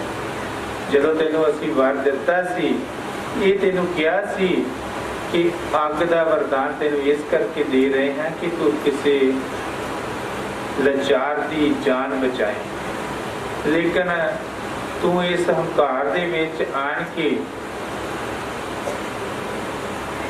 ਜਿਸਨੇ ਕੋਈ ਅਪਰਾਧ ਨਹੀਂ ਕੀਤਾ ਉਸ ਨੂੰ ਅੱਗ ਦੇ ਵਿੱਚ ਜਲਾਉਣ ਦਾ ਯਤਨ ਕੀਤਾ ਹੈ। ਤੂੰ ਇਸ ਵਰਦਾਨ ਦੀ ਦੁਰਵਰਤੋਂ ਕੀਤੀ ਹੈ, ਇਸ ਕਰਕੇ ਇਹ ਵਰਦਾਨ ਤੇਰੇ ਤੇ ਲਾਗੂ ਨਹੀਂ ਹੈ। ਔਰ ਫਿਰ ਦੇਖੋ, ਆਪ ਸਭ ਜਾਣਦੇ ਹੋ ਕਿ ਮਹਾਰਾਜ ਜੀ ਫਰਮਾਉਂਦੇ ਨੇ ਕਿ ਹਮ ਦੇ ਵਿੱਚੋਂ ਉਹ ਪ੍ਰਗਟ ਹੋਏ ਔਰ ਬਾਹੋਂ ਫੜ ਕੇ ਹਰਨਾਕਸ਼ਪ ਨੂੰ ਦਲੀਜਾ ਦੇ ਵਿੱਚ ਲੈ ਗਏ। ਸਮਾਂ ਜਿਹੜਾ ਸੀ ਉਹ ਸੰਧਿਆ ਦਾ, ਸ਼ਾਮਾਂ ਦਾ ਸੀ, ਦਿਨ ਨਾ ਅੰਦਰ ਨਾ ਬਾਹਰ ਸੀ। ਨਰਸਿੰਘ ਅਵਤਾਰ ਦੇ ਵਿੱਚ ਆਣ ਕੇ ਵਿਸ਼ਨੂੰ ਭਗਵਾਨ ਨੇ ਹਰਨਾਕਸ਼ਪ ਦੀ ਜੋ ਵਰਦਾਨ ਸੀ ਉਹ ਪੂਰੇ ਕਰਕੇ ਇਸ ਦੁਨੀਆ ਤੋਂ ਲੈ ਕੇ ਗਏ। ਲੀਜਾ ਦੇ ਵਿੱਚ ਲੈ ਕੇ ਆਪਣੀ ਗੋਦੀ ਦੇ ਵਿੱਚ ਬਿਠਾ ਲਿਆ, ਲੰਮੇ ਪਾ ਲਿਆ ਤੇ ਕਿਹਾ ਕਿ ਤੂੰ ਅੰਦਰ ਹੈ ਕਿ ਬਾਹਰ। ਜਦੋਂ ਬੰਦਾ ਦਰਵਾਜ਼ੇ ਦੇ ਵਿੱਚ ਕਹੇ ਹੁੰਦਾ ਨਾ ਅੰਦਰ ਨਾ ਬਾਹਰ, ਕਹਿੰਦਾ ਨਾ ਮੈਂ ਅੰਦਰ ਨਾ ਬਾਹਰ। ਸੰਧਿਆ ਦਾ ਵੇਲਾ ਸੀ, ਪੁੱਛਿਆ ਦਿਨ ਹੈ ਕਿ ਰਾਤ ਹੈ, ਕਹਿੰਦੇ ਨਾ ਦਿਨ ਨਾ ਰਾਤ। ਦੁਨੀਆ ਦਾ ਕੋਈ ਬ੍ਰਹਮਾ ਦੀ ਜੋ ਸ੍ਰਿਸ਼ਟੀ ਜੋ ਰਚਨਾ ਹੈ ਉਹਦੇ ਮੁਤਾਬਕ ਕੋਈ ਜੀਵ ਜੰਤੂ ਹੈ? ਕਹਿੰਦੇ ਨਹੀਂ। ਕਹਿੰਦੇ ਮੇਰੇ ਹਥਿਆਰ 'ਚ, ਮੇਰੇ ਹੱਥ 'ਚ ਕੋਈ ਹਥਿਆਰ ਹੈ? ਕਹਿੰਦੇ ਨਹੀਂ। ਨਰਸਿੰਘ ਨੇ ਆਪਣੇ ਨਾਖੂਨ, ਆਪਣੇ ਨਹੁੰ ਵਧਾ ਕੇ ਹਰਨਾਕਸ਼ਪ ਦਾ ਜੋ ਆਂਦਰਾ ਸੀ ਉਹ ਬਾਹਰ ਕੱਢ ਦਿਆ। ਇੰਨੀ ਹਸਤੀ ਦੇ ਮਾਲਕ ਹੋ ਕੇ, ਇੰਨੀ ਘੋਰ ਤਪੱਸਿਆ ਕਰਕੇ ਜੀਵ ਨੂੰ ਮੋਕਸ਼ ਨਹੀਂ ਮਿਲਦੀ। ਇਹ ਦੁਨੀਆ ਦੇ ਵਿੱਚ ਫਿਰ ਜੀਵ ਨੂੰ ਆਉਣਾ ਜਾਣਾ ਹੀ ਪੈਂਦਾ ਹੈ। ਪਰ ਮਹਾਰਾਜ ਜੀ ਫਰਮਾਉਂਦੇ ਕਿ ਸਤਸੰਗ ਐਸਾ ਜਾਣੀਏ ਜਿੱਥੇ ਇੱਕੋ ਨਾਮ ਬਖਾਣੀਏ। ਇਹੋ ਜਿਹੇ ਸਤਸੰਗ ਦੇ ਵਿੱਚ ਜਾਣਾ ਚਾਹੀਦਾ ਹੈ। ਐਸੇ ਸਮਰੱਥ ਪੁਰਸ਼ਾਂ ਦੇ ਕੋਲ ਜਾਣਾ ਚਾਹੀਦਾ ਹੈ ਜੋ ਇੱਕ ਹੀ ਨਾਮ, ਇੱਕ ਹੀ ਉਹ ਅਕਾਲ ਪੁਰਖ ਵਾਹਿਗੁਰੂ ਦੇ ਨਾਮ ਦੀ ਉਪਮਾ ਕਰਦੇ ਨੇ ਔਰ ਉਸ ਦੇ ਬਾਰੇ ਹੀ ਸਾਰਿਆਂ ਨੂੰ ਸਿੱਖਿਆ ਦਿੰਦੇ ਨੇ। ਉਹ ਨਾਮ ਅਮੋਲਕ ਰਤਨ ਹੈ ਪੂਰੇ ਸਤਿਗੁਰ ਪਾਸ। ਉਹ ਨਾਮ ਜਿਹੜਾ ਹੈ ਬੜਾ ਹੀ ਅਮੋਲਕ ਹੈ, ਉਸ ਦੀ ਕੋਈ ਕੀਮਤ ਨਹੀਂ ਹੈ। ਉਹ ਕਿੱਥੋਂ ਮਿਲਦਾ ਹੈ? ਪੂਰੇ ਸੰਤਾਂ ਦੇ ਪਾਸ। ਪੂਰੇ ਸੰਤਾਂ ਦੀ ਸਾਨੂੰ ਜਿਹੜੀ ਹੈ ਉਹ ਤਲਾਸ਼ ਕਰਨੀ ਚਾਹੀਦੀ ਹੈ। ਲੇਕਿਨ ਅਸੀਂ ਜੀਵ ਜਿਹੜੇ ਹੈ ਆਪਣੀ ਬੁੱਧੀ ਦੇ ਮੁਤਾਬਕ ਪੁੰਨ ਦਾਨ ਇਸ਼ਨਾਨ ਸੰਜਮ ਕਰਕੇ ਅਸੀਂ ਉਸ ਨੂੰ ਹੀ ਆਪਣਾ ਮੁਕਤੀ ਦਾ ਸਾਧਨ ਸਮਝ ਲੈਂਦੇ ਹਾਂ। ਹਾਂਜੀ। ਲੋਕਪਤੀ ਨੇ ਕਛੂ ਨਾ ਹੋਵੇ, ਨਾਹੀ ਰਾਮ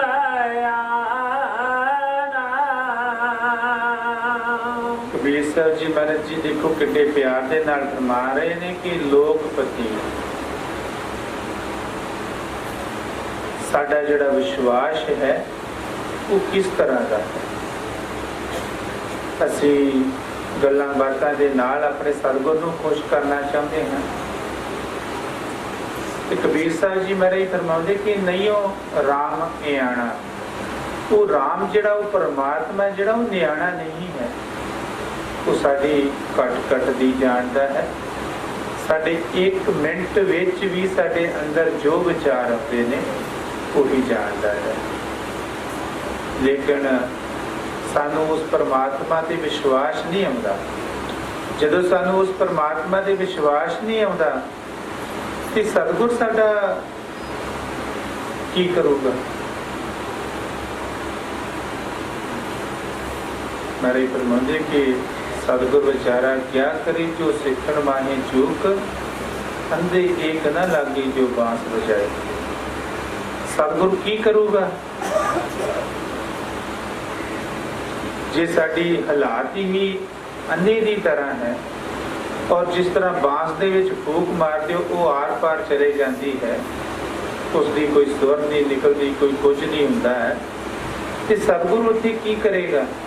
सतगुर जिन्ना मर्जी साडे नाल सिर खपाई करता रहे। बड़े फरमाते कि साडी हालात ज्यों जाए बसे मीहा हो, जिदा पत्थर दे ते मीह पैंदा है, जिन्नी देर मीह पैंदा है ते उन्नी देर पत्थर जिहड़ा वो गिला है। जदों माड़ी जी हवा वगदी है ते पत्थर फिर सुक जाता है। साडी भी हालात जिहड़ी है इस तरह दी है। जे असी सतगुर दे नाल छड़वल करते हाँ कि सतगुर नियाणा नहीं है। गुरु साहब जी महाराज फरमाते कि सतगुर दे नाल भी घेरा फेरी ही करते हैं कि असी कहते हैं कि अज भगती करांगा, फिर सोचते अज मैं थक गया मैं भड़की करांगा, फिर असी कहते हैं कि कल नूं करांगा। इस तरह साडा कल जिहड़ा आउंदा ही नहीं है। गुरु साहब जी फरमाते कि आज की फिर कल भजूंगा, कल के फिर काल, आज कल करते हैं अवसर जासी चा। असी अपने मुर्शद दे नाल अपने गुरु दे नाल भी ही लारा लाउने हां कि अज मैं भगती करांगा, अज नहीं ते मैं कल करांगा, कल भी उस तरह का आउंदा है मैं कल करांगा। इस तरीके दे नाल अजकल करदियां साडी अवसर जिहड़ी साडी उम्र है वो बीत जाती है। असी साडी हालात फिर ऐसी हो जाती है ज्यों आए त्यों जाए बोरे, ज्यों जन्मे त्यों मरना पिया। असी जिस तरह दे आए उस तरह दे चले गए, जमदे रहे और मरदे रहे। और इस काल की नगरी दे विच कर्मां दीयां जो लेख कलाइयां ने अपने ऊपर चढ़ाते रहे और दुख सहते रहे। इस करके महाराज जी फरमाते ने कि असी सतगुर ते प्रतीत नहीं करते, अपने सतगुर ते विश्वास नहीं करते। जदों असी अपने सतगुर ते विश्वास नहीं करते कि सतगुर न्याणा है, फिर साडी हालात ऐसी है कि जिस तरह एक महाराज जी बड़े ही प्यार दे नाल अपने सत्संग विच फरमाउंदे हुंदे सन कि कमाई दी झोंपड़ी नूं अग लग गई तो कहंदे कि मेरे जगन्नाथ होणगे ते मेरी झोंपड़ी नूं मेरी झुग्गी नूं बचाउणगे। ते जगन्नाथ जी उठ के तैयार हुए कि माता ने याद किया है उहदी झोंपड़ी की अग बुझाउणी है। अजी वो तैयार ही हुए तो कहती कि मेरे अमरनाथ होणगे ते मेरी अग बुझाउणगे। जगन्नाथ जी कहते कि वो तो नाम अमरनाथां दा लैण दे ही है ते मैं की करन जाना है, ना तो अमरनाथां दा लैण दे ना अमरनाथ की बुझाउण। जदों अमरनाथ जी उठ के तैयार होए ते फिर उन्हें होर अगे किसी का नाम लैता कि मेरे कृष्ण महाराज होण ते ओह अग बुझाउण। अमरनाथ भी चुप करके बह गए कि ना तो कृष्ण महाराज का लैन दी कृष्ण महाराज बुझाउण। मेरे फरमाते कि इदा करदे जो कृष्ण महाराज तैयार होए तो झोंपड़ी जी सड़ के सुहा हो। साडी हालात जिहड़ी है इस तरह की है, साडा विश्वास साडी प्रतीत अपने मुर्शिद ते अपने सतगुर ते नहीं है। जब तक असी अपने सतगुर नूं अपना आप सौंपदे नहीं हाँ ते उन्नी देर साडी रखिया नहीं। सानू तन मन धन अपने सतगुर तो अर्पण करना चाहिए है, लेकिन जीव जिहड़ा है वो तन भी अपने मुर्शिद तो अर्पण कर दिंदा है, धन भी अपने मुर्शिद तो अर्पण कर दिंदा है, लेकिन मन नहीं करता। क्योंकि मन दे विच कई तरह के बलबले आउण लग पैंदे ने कि मैं आ काम करना सी, मैं आ करना सी, पता नहीं जो मैं कर रहा हाँ इसदा मैनूं फायदा है कि नहीं है।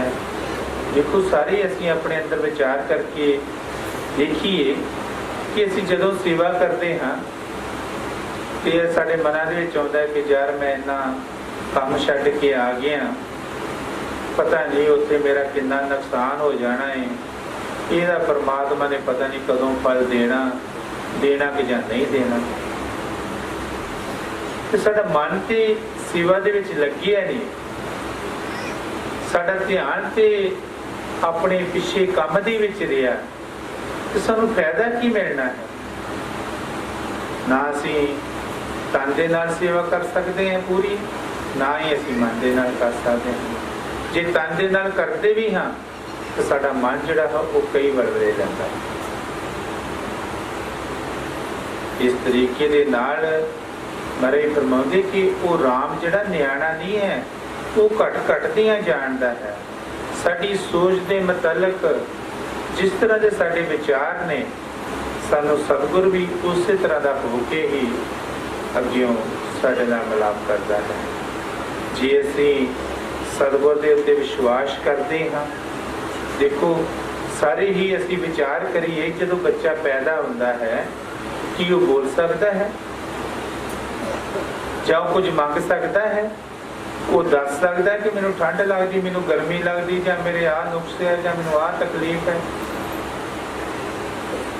पर कुदरत ने उसकी भुख वास्ते उसकी माता के नेत्रां दे विच दुध ले आंदा। जदों उसनूं भुख लगती है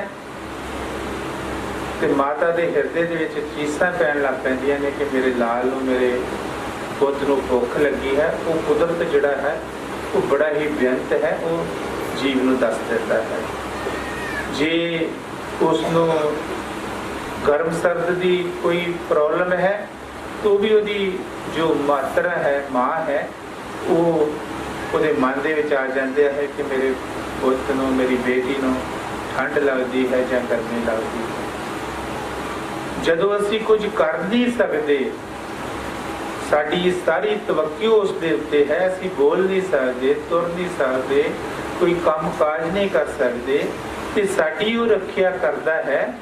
ते जदों असीं सब कुछ कर सकते हाँ ते उदों वो साडी रखिया नहीं करेगा, उदों भी साडी वो रखिया करेगा। लेकिन सानू विश्वास नहीं है। इस दुनिया तो जदों जीव जाता है उदों भी जीव कोई बोल नहीं सकता, कुछ मंग नहीं सकता, पर फिर भी कुदरत जिहड़ी है उसके तन ढकण वास्ते किसी ना किसी के मन दे विच वस के उस वास्ते कपड़ा तन कज्जण वास्ते कपड़ा जो है अंत वेले उहदे उत्ते गुरदे दे उत्ते भी पाया जाता है। जो जम्मण वेले मरण वेले वो साडी रखिया करता है। ते जदों असीं सब कुछ कर सकते हाँ, सब कुछ कमा सकते हाँ, ते उदों साडी वो रखिया नहीं करेगा। हरे फरमाउंदे कि असीं ते उही कुछ मंगी जाने उहदे कोलों जो साडी किस्मत दे विच पहलां ही लिखिया है। बाणी ने फरमाया कि पहला बड़ी प्रालब्ध पाशे बनिया शरीर। साडा जिहड़ा ये शरीर है वो सब ये दुनिया दे विच आउण तो पहला ही, वो कुदरत साडे आउण तो पहला ही जो साडे जीवन काल दे विच मिलना है, दुख सुख आउणे ने, वो पहलों लिख दिंदा है। और जो सानू मिलना है वो भी वो प्रालब्ध साडी पहला ही लिख दिंदा है। जिस तरह कई बार देखो बच्चे छोटे होंदे हसदे ने, कदी रोंदे ने, ते सियाणे बजुर्ग जां उसकी माता पता की कहंदी है, इहदी विद माता जिहड़ी वो लेख लिख रही है। पर कुदरत जिहड़ी है बाणी के मुताबिक साडे पिछले कर्मां दा लेखा जोखा करके वो काल करता साडा अमलनामा तैयार करके पहला ही सब कुछ लिख दिंदा है, फिर ही सानू अगला जन्म दिंदा है। जदों सानू पता है ये सारा कुछ साडे कर्मां च पहला लिखिया है, जो भी दुख सुख सोग हर्ग मर्ज जो भी है ये पहला ही लिखा है। सवासां की पूंजी तक ये लिखिया है कि इन्ने ही सवासां की पूंजी तू भोगनी है। एक सवास भी असी उहदे हुक्म तो ज्यादा नहीं ले सकते, ते फिर असी मैं मेरी दे विच हौमे दे विच फस के असी लोकां दा कतलेआम करते हाँ, कुकर कर्म बनाउने हाँ, आवागमन के चक्कर दे विच फसन दे असी की कर्म करते हैं। हरे फरमाते कि ये मनुष्य जन्म तैनों उस परमात्मा की इबादत करने वास्ते, परमात्मा की भगती करने वास्ते मिलिया है।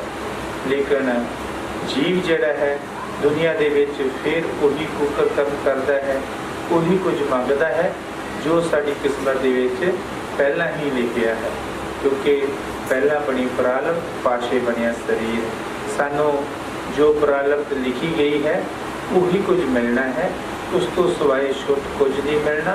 सानू अगे अपना कर्म जिहड़ा वो अवश्य साफ सुथरा स्वस्थ बनाना चाहिए है, तां जो साडे आने वाले समय दे विच साडे जिहड़े इस वासां दी पूंजी है वो परमात्मा दे घर उहदे दरबार दे विच प्रवान हो जाए।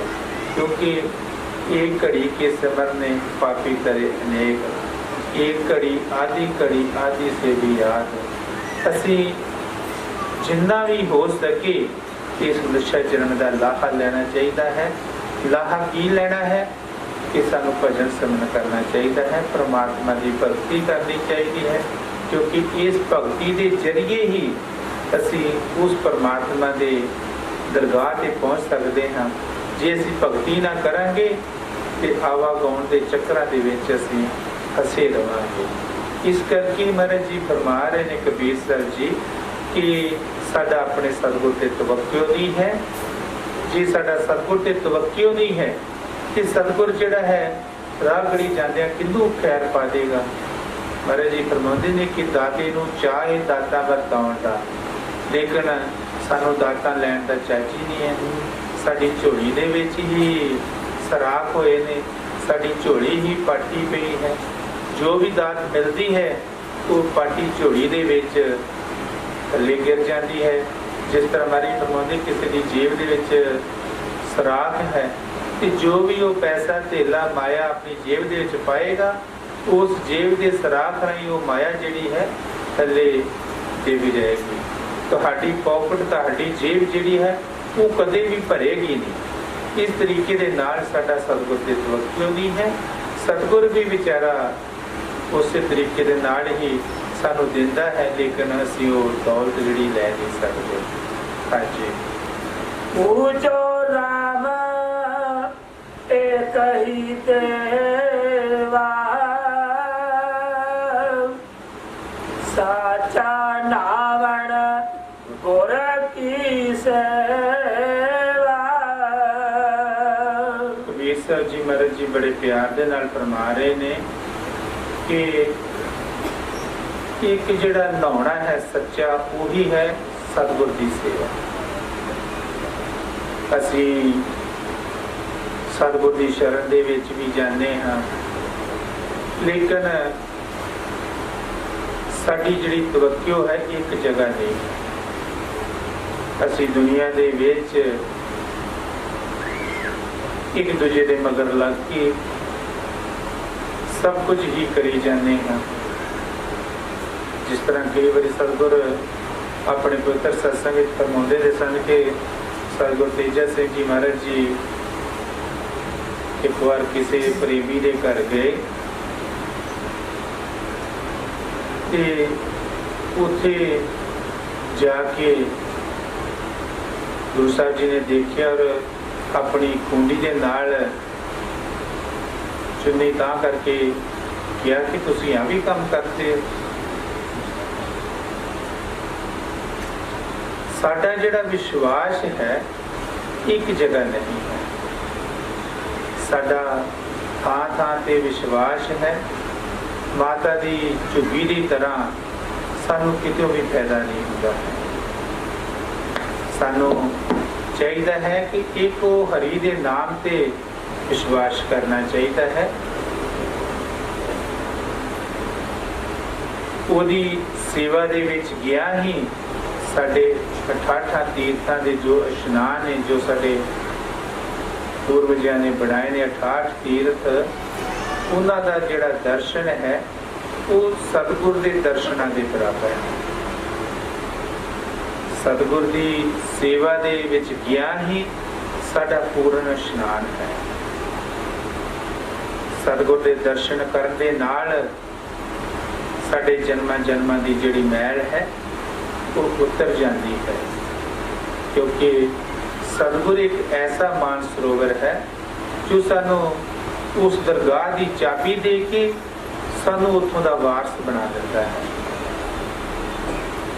सतगुर यही समझाउंदा है कि जे तू इस दुनिया दे विच लाहा लैण वास्ते आया है ते ऐ इंसान तू उस अकाल पुरख वाहिगुरू दी भगती कर और अपनी सुरत नू जिकसूई एक जगह ते फिर करके दो अखां दे विचकार अपने मुर्शिद दा ध्यान करके जो उसने तेनू उपदेश दिता है उसका सिमरन कर। जदों तू अपने मन नू जिकसूई एक जगह फिर करेगा कि उस वेले तेनू तेरे सतगुर दे नूरी स्वरूप दे दर्शन होणगे और नूरी स्वरूप दे नाल तेनू सतगुर जिहड़ा है उपरलियां रूहानी मंजिलां दे विच लै जाएगा। जब तेनू उपरलियां रूहानी मंजिलां दे विच लैके जाएगा ते तू उत्थे मान सरोवर दे विच तारी लावेंगा। ते जिहड़ी आत्मा है उस तो जन्म जमांतर दे जिहड़े कर्मां दे गुलाब ने वो लथ जाणगे, साफ हो जाणगे। महाराज जी कई बारी मौत जान के बड़े प्यार दे नाल फरमाउंदे हुंदे सन कि मान सरोवर च जदों जीव आत्मा साडी सुरत तारी लाउंदी है ते इहदी अपनी 12 सूरजां दी रोशनी हो जाती है। हरे फरमाउंदे कि देखो असी इन्नी ताकत इन्नी हस्ती दे मालक हो के भी असी एक टटैंड दी रोशनी नूं नहीं जानते। संत महापुरख सानू इस दुनिया विच आण के सानू सच्चा मार्ग दसदे और परमात्मा नूं मिलन का रस्ता दस के सतगुर दे नाल उस परमात्मा दे नाल साडा मिलाप कराउंदे ने।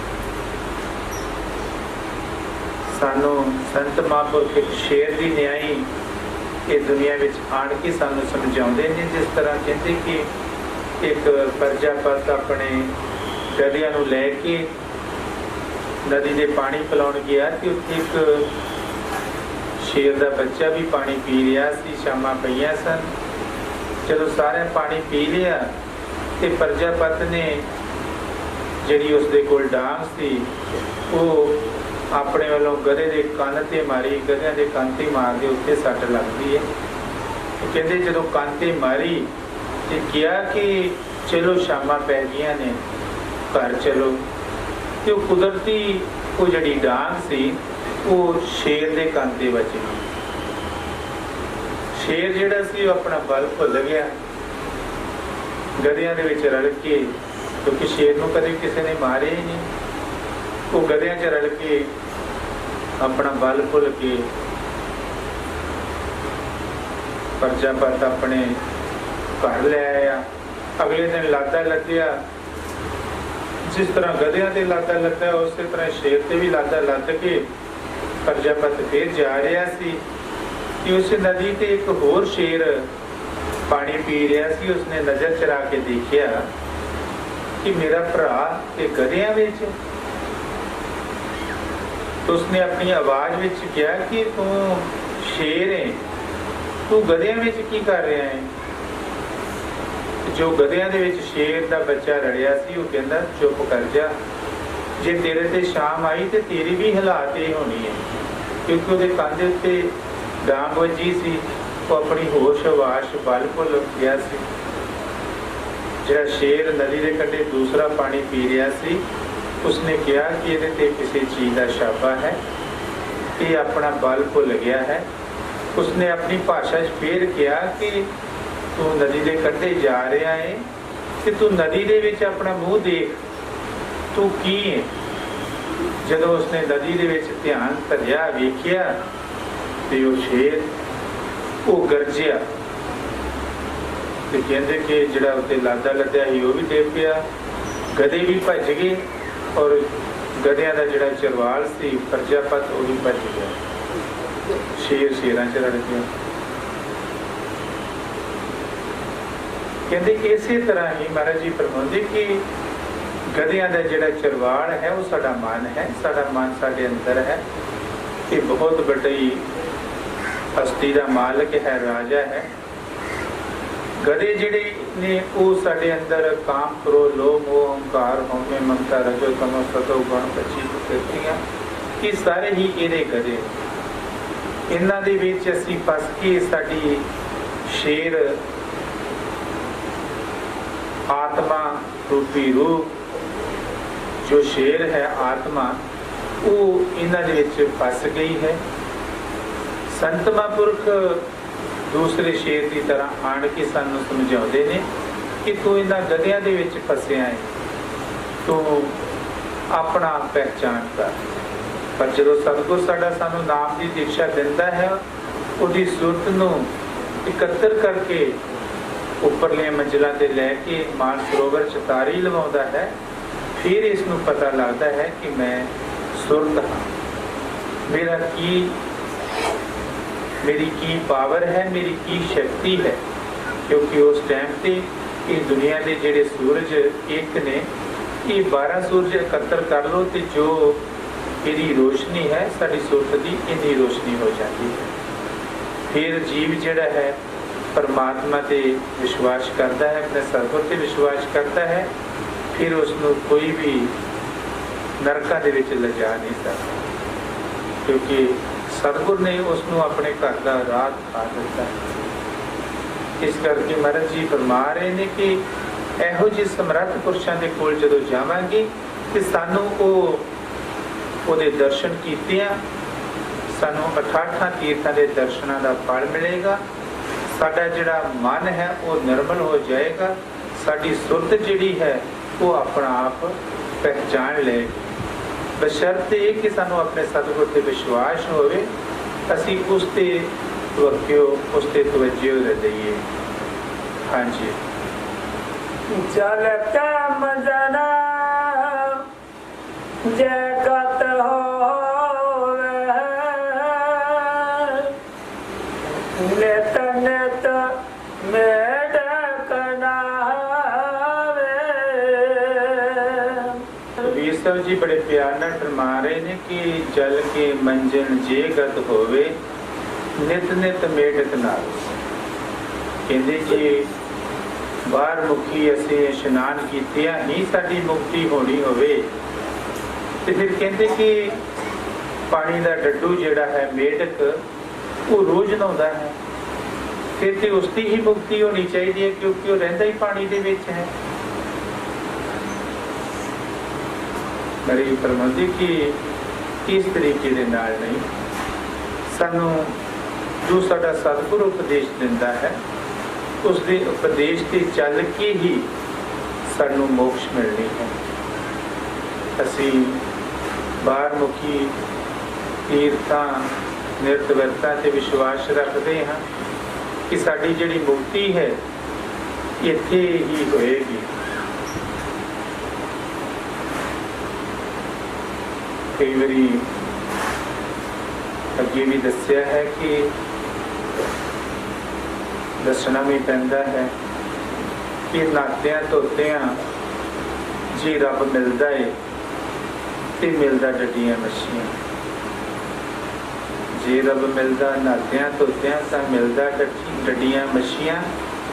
जे रब मिलता जंगल बेली ते गऊआं मिलता गऊआं मच्छियां।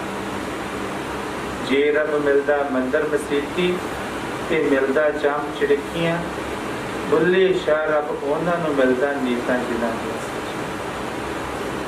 सानू ये नहाउण धोण दे नाल किसी एक जगह ते जाके बैठ जाण दे नाल जां जंगलां दे विच घर-बार छड्ड के अपने धीआं पुत्रां तो दूर जाके रब नहीं मिल सकता। जद तक साडा मन जिहड़ा है निर्मल नहीं हुंदा किसी दे प्रति साडा जिहड़ा ईर्ख है दुई द्वैत नहीं दूर हुंदी उन्नी देर तक साडा जिहड़ा है वो सानू आउणा जाना ही पएगा। सानू जिहड़ी मुक्ति है वो नहीं मिलेगी। हाँ जी। जैसे मेढका तैसे ओ नार फिर जोनी आवे। कबीर साहब जी महाराज जी बड़े प्यार नाल फरमा रहे हैं कि जैसे वो मेढक तैसे वे नर। जिस तरह मेढक की मुक्ति नहीं होती डड्डू की मोक्ष नहीं उन्होंने मिलता है नहाउण दे नाल जी असी भी तीर्थां वरतां ते जावांगे ते साडी भी उही हालात होएगी। फिर आवन जावन फिर असी ये दुनिया दे विच 84 लाख जीआ जून दे विच आउंदे जांदे रहांगे। कदी कुत्ते कदी बिल्ले कदी कीड़े मकोड़े पशु परिंदे बनते रहांगे। साडा जिहड़ा जमना मरना है वो खत्म नहीं होएगा। हाँ जी। जैसे मेढका तैसे ओ नहर फिर जोनी आवे। मन कठोर मरे बनारस नरक ना बचे आ जाई। कबीर साहब जी फरमा रहे हैं कि मनो कठोर मरे बनारस नरक ना बचिया जाए। पिछे समयां दे विच जीवां दी धारणा सी बनारस काशी दे विच है कि ਜਿਹੜੇ जीव जदों उन्हां दा बुढ़ापा आ जांदा सी तो उन्हां दी ये धारणा सी कि जिहड़ा जीव कांशी दे विच जा के मरदा है ਉਹੀ स्वर्गां नूं जांदा है। पर महाराज जी इत्थे फरमा रहे कि जे मनो कठोर है, जे साडे मन दे विच किसी दे प्रति ईर्ख है, दुई है, द्वैत है, ते तुसीं बनारस छड्ड के जिथे मर्जी चले जाओ, जिथे मर्जी अपना शरीर त्याग दिओ, तुहानूं नरकां तो कोई नहीं बचा सकदा। मनो कठोर की है कि असीं कई बारी किते जाने हाँ, असीं बाहर मुखी उहदे नाल बड़ा ही प्यार करते हाँ, पर दिल तो असीं इन्ने दुखी हाँ कि असीं उसनूं देखना नहीं चाहते। जिस तरह कहते हैं कि मुंह में राम राम बगल में सुरी, असीं राम राम करते रवांगे ते बगल दे विच साडी सुरी होएगी ते सानूं मुक्ति कित्थों मिल जाएगी। जिन्हां दी ये बाणी पढ़ रहे हैं कबीर साहब जी महाराज जी बड़े ही प्यार दे नाल फरमाते हैं। गुरु साहब जी ने एक जगह ये फरमाया है कि दिन को रोजा रखे रात को खाए गाए, दिन को रोजा रखे रात को खाए गाए, एक खून वो बंदगी किसमें खुशी खदाए। कहते दिने असी रोजे रख ले, मुसलमाना च रोजे रखते ने, दिने भुखे रहते, रात को गऊ मार के उहदा मांस खाते ने। तो कहते एक बंदे बंदगी है, दूजे बंदे खून कीता है। कि परमात्मा जिहड़ा किस तरीके दे नाल किहड़े लहजे दे विच खुश होएगा, खून ते खुश होएगा कि बंदगी ते खुश होएगा। कहते साडी हालात इस तरह दी है, असीं दिल दे विच कठोरता रखी है, दुनिया दा भला नहीं सोचदे, असीं उन्हां नूं अपनी हवश दा शिकार बनाउने हां ते मूँह तो असीं बड़े ही परमात्मा बनते हाँ।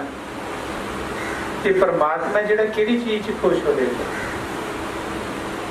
कहते दिन को रोजा रखे रात को खाए गाए, कहते दिने ही रोजा रख लिया रात को गायां खा लिया ते परमात्मा खुश हो जाएगा।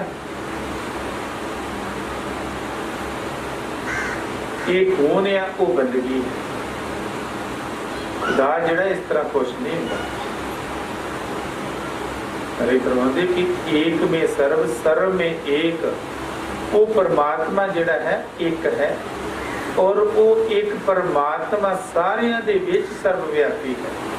असी किसी भी जीव आत्मा नूं, चाहे वो कुक्कड़ है जां मुर्गा है जां बकरा है जां गां है जां सूर है जां कोई भी जानवर है, असी अपने मूँह के स्वाद के मुताबिक उन्होंने धौना कट कट के खा रहे हैं, लेकिन परमात्मा तो साडे ते खुश हो जाएगा। उन्होंने विच भी तो परमात्मा वसदा है, वो सब कुछ देख रहा है। राम न्याणा नहीं है, जिस तरह कबीर साहब जी महाराज ने दूसरी तोहफे दसिया है कि सानू विश्वास नहीं आता, सानू उहदे ते प्रतीत नहीं आती। राम न्याणा नहीं है, राम सब कुछ जानता है। जिन्ना जिन्ना ने उस परमात्मा नूं पाया है, उन्होंने जंगल के जीवां ते भी दया की है। हरेक जीव ते उसने उस परमात्मा नूं उहदे विच हाजर नाजर समझिया है। फिर परमात्मा खुश हुंदा है। मनो कठोर मरे हड़बे, महाराज जी मरे बनारस।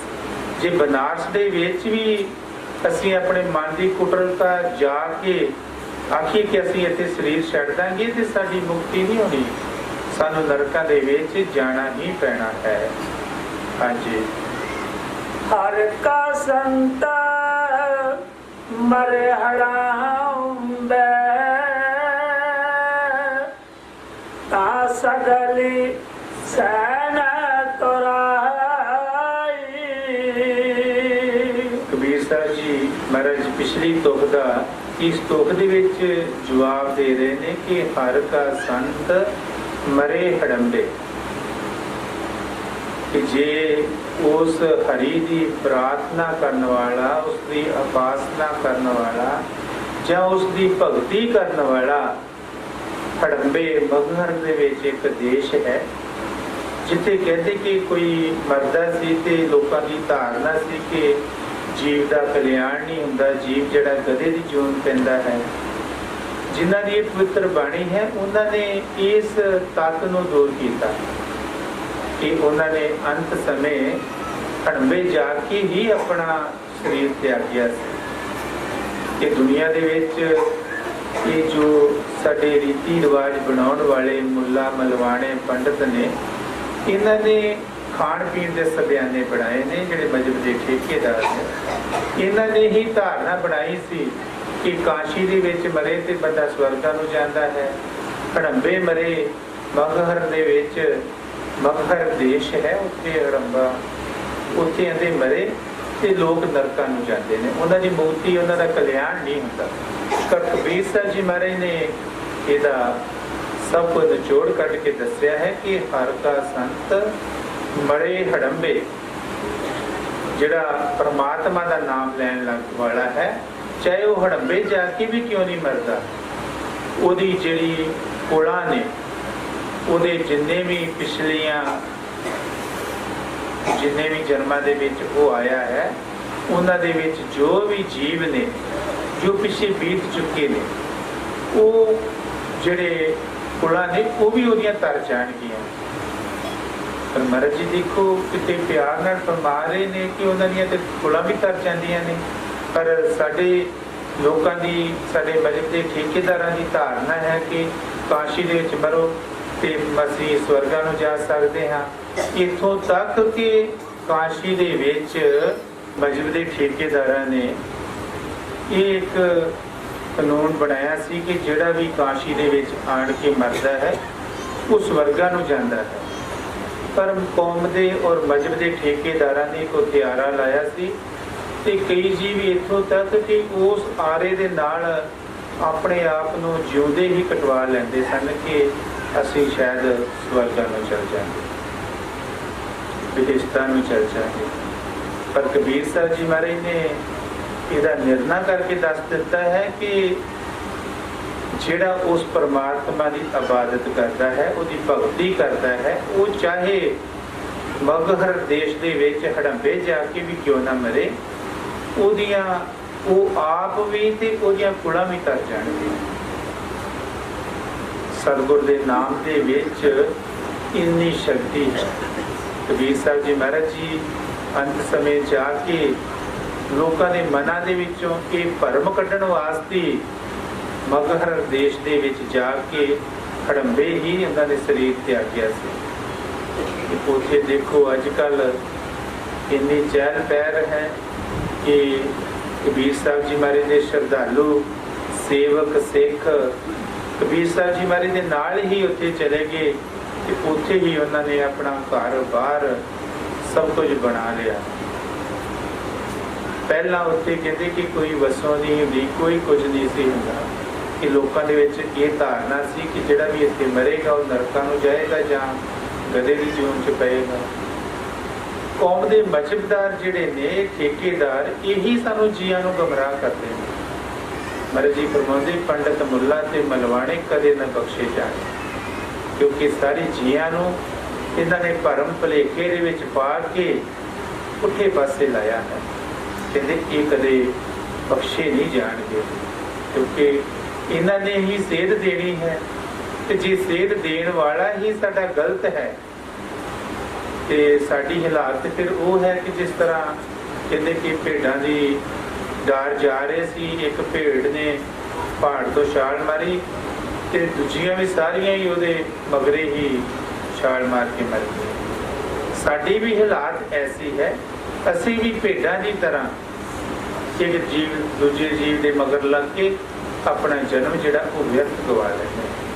ਪਰ ਕਬੀਰ ਸਾਹਿਬ ਜੀ ਮਹਾਰਾਜ ਫਰਮਾਉਂਦੇ ਕਿ ਹਰ ਕਾ ਸੰਤ ਮਰੇ ਹੜੰਬੇ, ਜਿਹੜਾ ਉਸ परमात्मा की भगती करेगा, उसकी इबादत करेगा, वो चाहे जिथे मर्जी अपना शरीर त्यागे, क्योंकि उन्हें अपना रास्ता साफ कर लिया है। उसका सतपुरुष, उसका सतगुरु उसदे नाल है। उन्हें उस अपनी रूह नूं सतगुर दे देश सतलोक लैके जाना है, और उहदियां कुलां भी जिहड़ियां ने वो भी तर जाणगियां।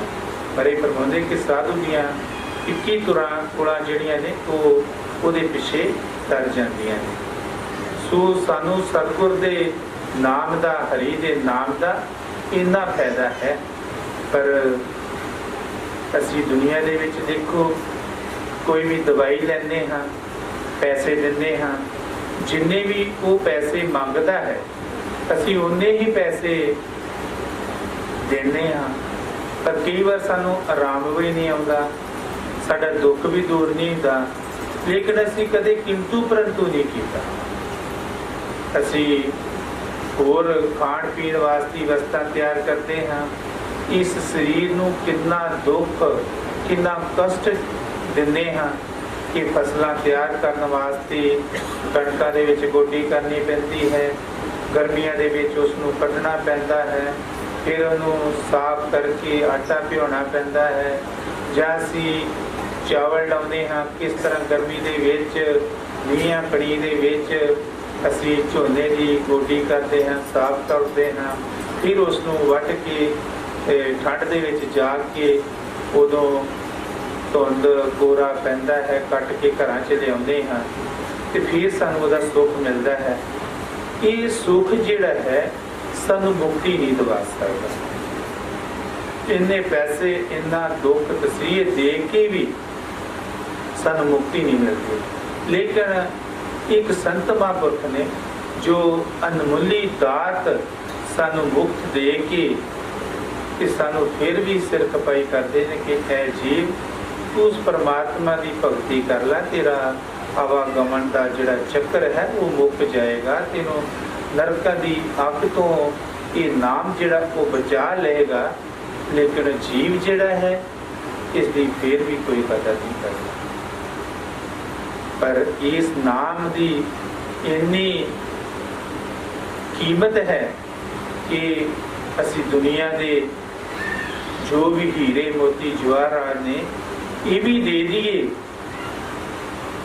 तो उसकी कीमत नहीं दे सकते। गुरबाणी दे च फरमाया कि नाम अमोलक रतन है पूरे सतगुर पास। वो जिहड़ा रत्ना का खजाना है वो सतगुर के पास ही है। सतगुर साडे ते दया कृपा करके सानू वो दान नाम का दिंदा है, लेकिन असी उसकी कदर नहीं करते। पर कबीर साहब जी महाराज फरमाते कि इस नाम के जरिए असी मोक्ष नूं प्राप्त कर सकते हाँ। ये नाल नाल साडियां जिहड़ियां पिछलियां बीत चुकियां कुलां ने वो भी तर जाणगियां। हाँ जी। हर का संता मरहड़ांग ता सगली सहन तराई, जन शरण वेद नहीं शास्त्र कहा बस निरंकार। जी महाराज देखो कितने प्यार दे नाल फरमा रहे ने कि इस नाम की महिमा नूं वेद शास्त्र भी नहीं जानते कि उस परमात्मा की महिमा जिहड़ी है कितनी अपरंपार। असी इन्हां चीज़ां नूं ही पढ़ के इन्हां नूं ही परमात्मा रब समझी बैठे हैं। पर कबीर साहब जी महाराज कहते कि ਉਹਦੀ ਤੇ सारी नहीं है वेद शास्त्रां नूं। वेद शास्त्र जिहड़े ने ये साडे शरीर के जिहड़े 6 चक्कर ने इन्हां दा ही विख्यान करते हैं, और ब्रह्म तक इन्हां दा जो काम है वो है। पर संतां महापुरखां दी जिहड़ी महिमा है इस तो ऊपर अपरंपार है। पार ब्रह्म सतलोक महाराज फरमाते कि अगे ये संतां महापुरखां दे देश ने, पर ये जिहड़े शास्त्र ये इन्हां दी महिमा नूं नहीं जानते, क्योंकि साडे इन्हां दे विच वो हालात है जिस तरह खूह दे डड्डू नूं किसी हंस नूं किसी डड्डू ने खूह दे डड्डू ने पुछिया कि तू कौन है, ते हंस कहता मैं समुद्रां दा हंस है। ते डड्डू ने कहा कि एक छलांग लगा के क्या कि एडा समुंदर है, ते हंस ने कहा कि नहीं इस तो बड़ा है। इथों तक कि खूह दे डड्डू ने सारे खूह का चक्कर कढ़िया, कहता कि एडा समुंदर है, ते हंस ने कहा कि नहीं इस तो बहुत बड़ा है। खूह का डड्डू कहता इस तो बड़ा नहीं हो सकता, तू झूठ बोलता है। सो इस दुनिया दे विच संतां दी महिमा नूं वेद शास्त्र नहीं जानते। संतां महापुरखां दी महिमा अपरंपार है, वो खूह दे डड्डू और हंस वाली गल है। संत महापुरख जिहड़े वो नामी देश दे वासी ने, ये तरलोकी दे ने, क्योंकि आप सब जानते ही हो कि जदों समुद्र मंथन होया सी, ब्रह्मा विष्णु महेश जी ने ये समुंदर निरंजन दे कहण ते शक्ति ने इन्हां नूं कहा कि समुंदर तुसीं रिड़को। ते जदों समुंदर रिड़किया ते उहदे विचों ये जिहड़े वेद सीगे ये निकले। महाराज जी फरमाते कि देखो कि जदों ये साडी जिहड़े देवी देवते ने साडी सुरत के टिकाणे तो थले ने, सुरत के मरण तो पहलों ही वो नष्ट हो जाते, खत्म हो जाते ने, फिर साडी किस तरह संभाल कर सकते हैं। इस तरह ही वेद शास्त्र जिहड़े ने ये संतां महापुरखां की महिमा नूं नहीं समझ सकते। संतां महापुरखां की महिमा जिहड़ी है इस पे बहुत ही ऊपर है। हाँ जी। दिन सरहना वेद न सस्तारा, बसे निरंकार। तीसरी पातशाही महाराज जी गुरु अमरदास जी महाराज ने अपनी बाणी में भी फरमाया कि धंधा धावत दिन गया रैन गवाई सोए, कि जीव जिहड़ा है ये दिन दे विच अपने काम काज करता रहता है, रात जिहड़ी है सौ के लंघा लैंदा है।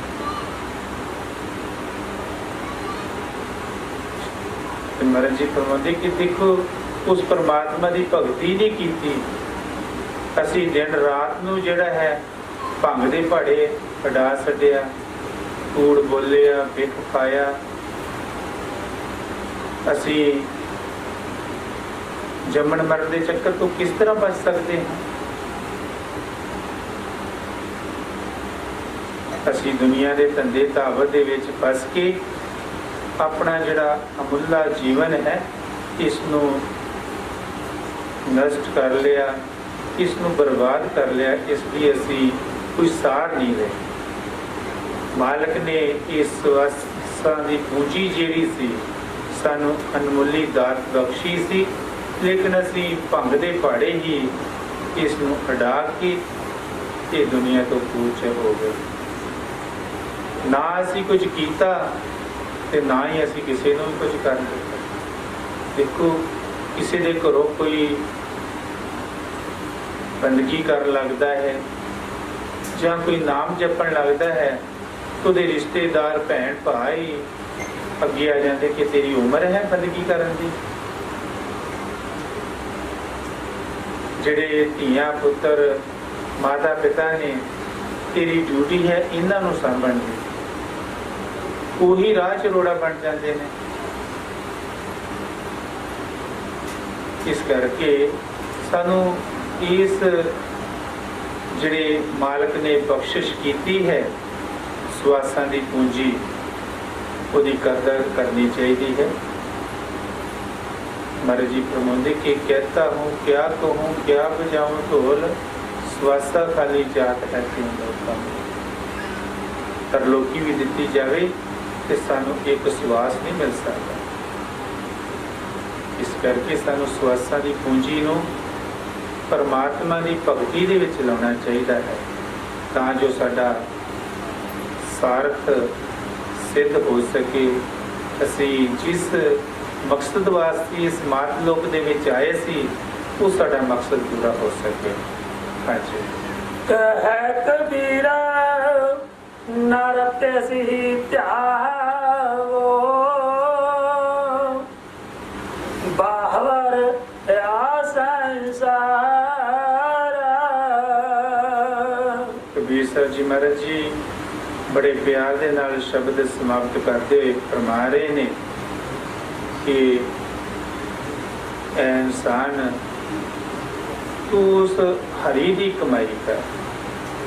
जीव जेड़ा है बाहर मुखी पूजा पुन दान दे विच बावला होया फिरदा है, पर इस दे नाल मोक्ष नहीं है। हरि दे नाम तो बगैर सानू मुक्ति कदे नहीं मिल सकती। महाराज जी देखो कितने प्यार दे नाल हरेक जीव नूं जदों भी सतगुर दे दरबार विच, जिन्हां दा दरबार सतगुर तेजा सिंह जी महाराज, उन्हां दे दरबार विच जदों भी कोई जीव आउंदा हुंदा सी ते सिर्फ वो भजन सिमरन ते ही जोर देण लई कहंदे सन, क्योंकि साडा जिहड़ा सवास है बहुत ही अनमुल्ला है। एक एक सवास जिहड़ा है परमात्मा की भगती तो बगैर जिहड़ा जाए जा रहा है, इसका घाटा जिहड़ा है सानू कदे भी पूरा नहीं हो सकता। सानू इस घाटे की कदे कीमत नहीं मिल सकती। सो सतगुर फरमाउंदे ने कि सवास सवास सिमरो गोबिंद उतरे मन अंतर की चिंत। सानू एक एक सवास के नाल उस परमात्मा नूं ध्याना चाहिए है।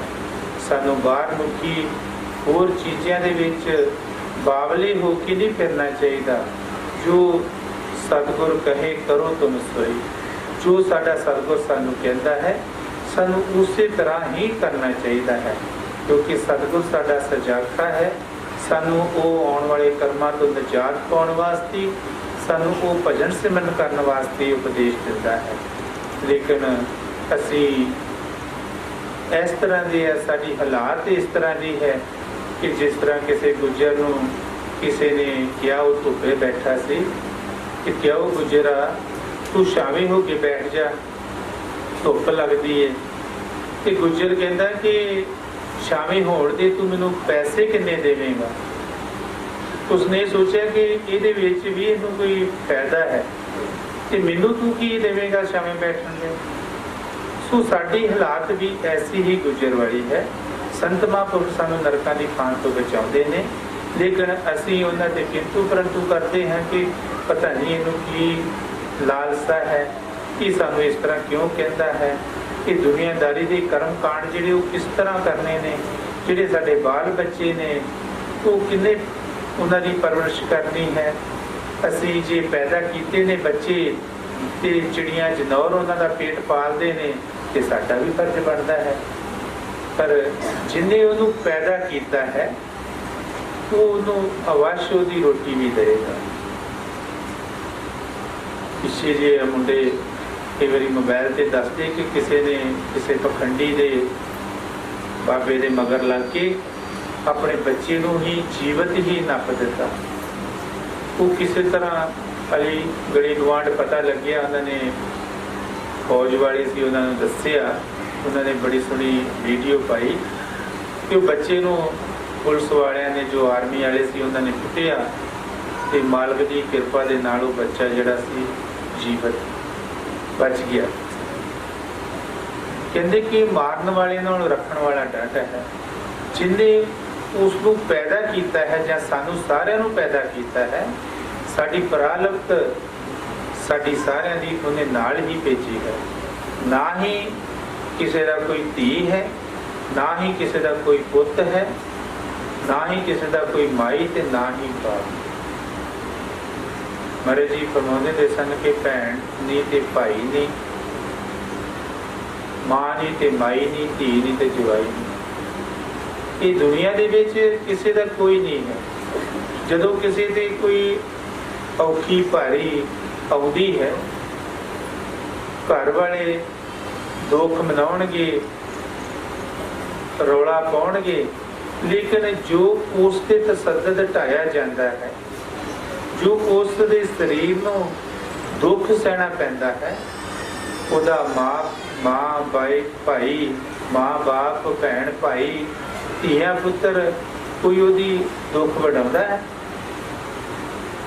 ਜਦੋਂ ਜਮਦੂਤ ਸਾਨੂੰ ਪਕੜ ਕੇ ਲੈ ਜਾਂਦੇ ਨੇ ਤੇ ਜਿੱਥੇ ਲੇਖਾ ਮੰਗਦੇ ਨੇ, ਉੱਥੇ ਸਾਡਾ ਕੋਈ ਧੀ ਪੁੱਤਰ, ਮਾਂ ਬਾਪ ਜਾਂਦਾ ਹੈ? ਸਾਨੂੰ ਸਾਡੇ ਕਰਮਾਂ ਦਾ ਉੱਥੇ ਜਾ ਕੇ ਸਾਨੂੰ ਨਬੇੜਾ ਜਿਹੜਾ ਸਾਡੀ ਇਕੱਲੀ ਜਾਨ ਨੂੰ ਹੀ ਕਰਨਾ ਹੈ।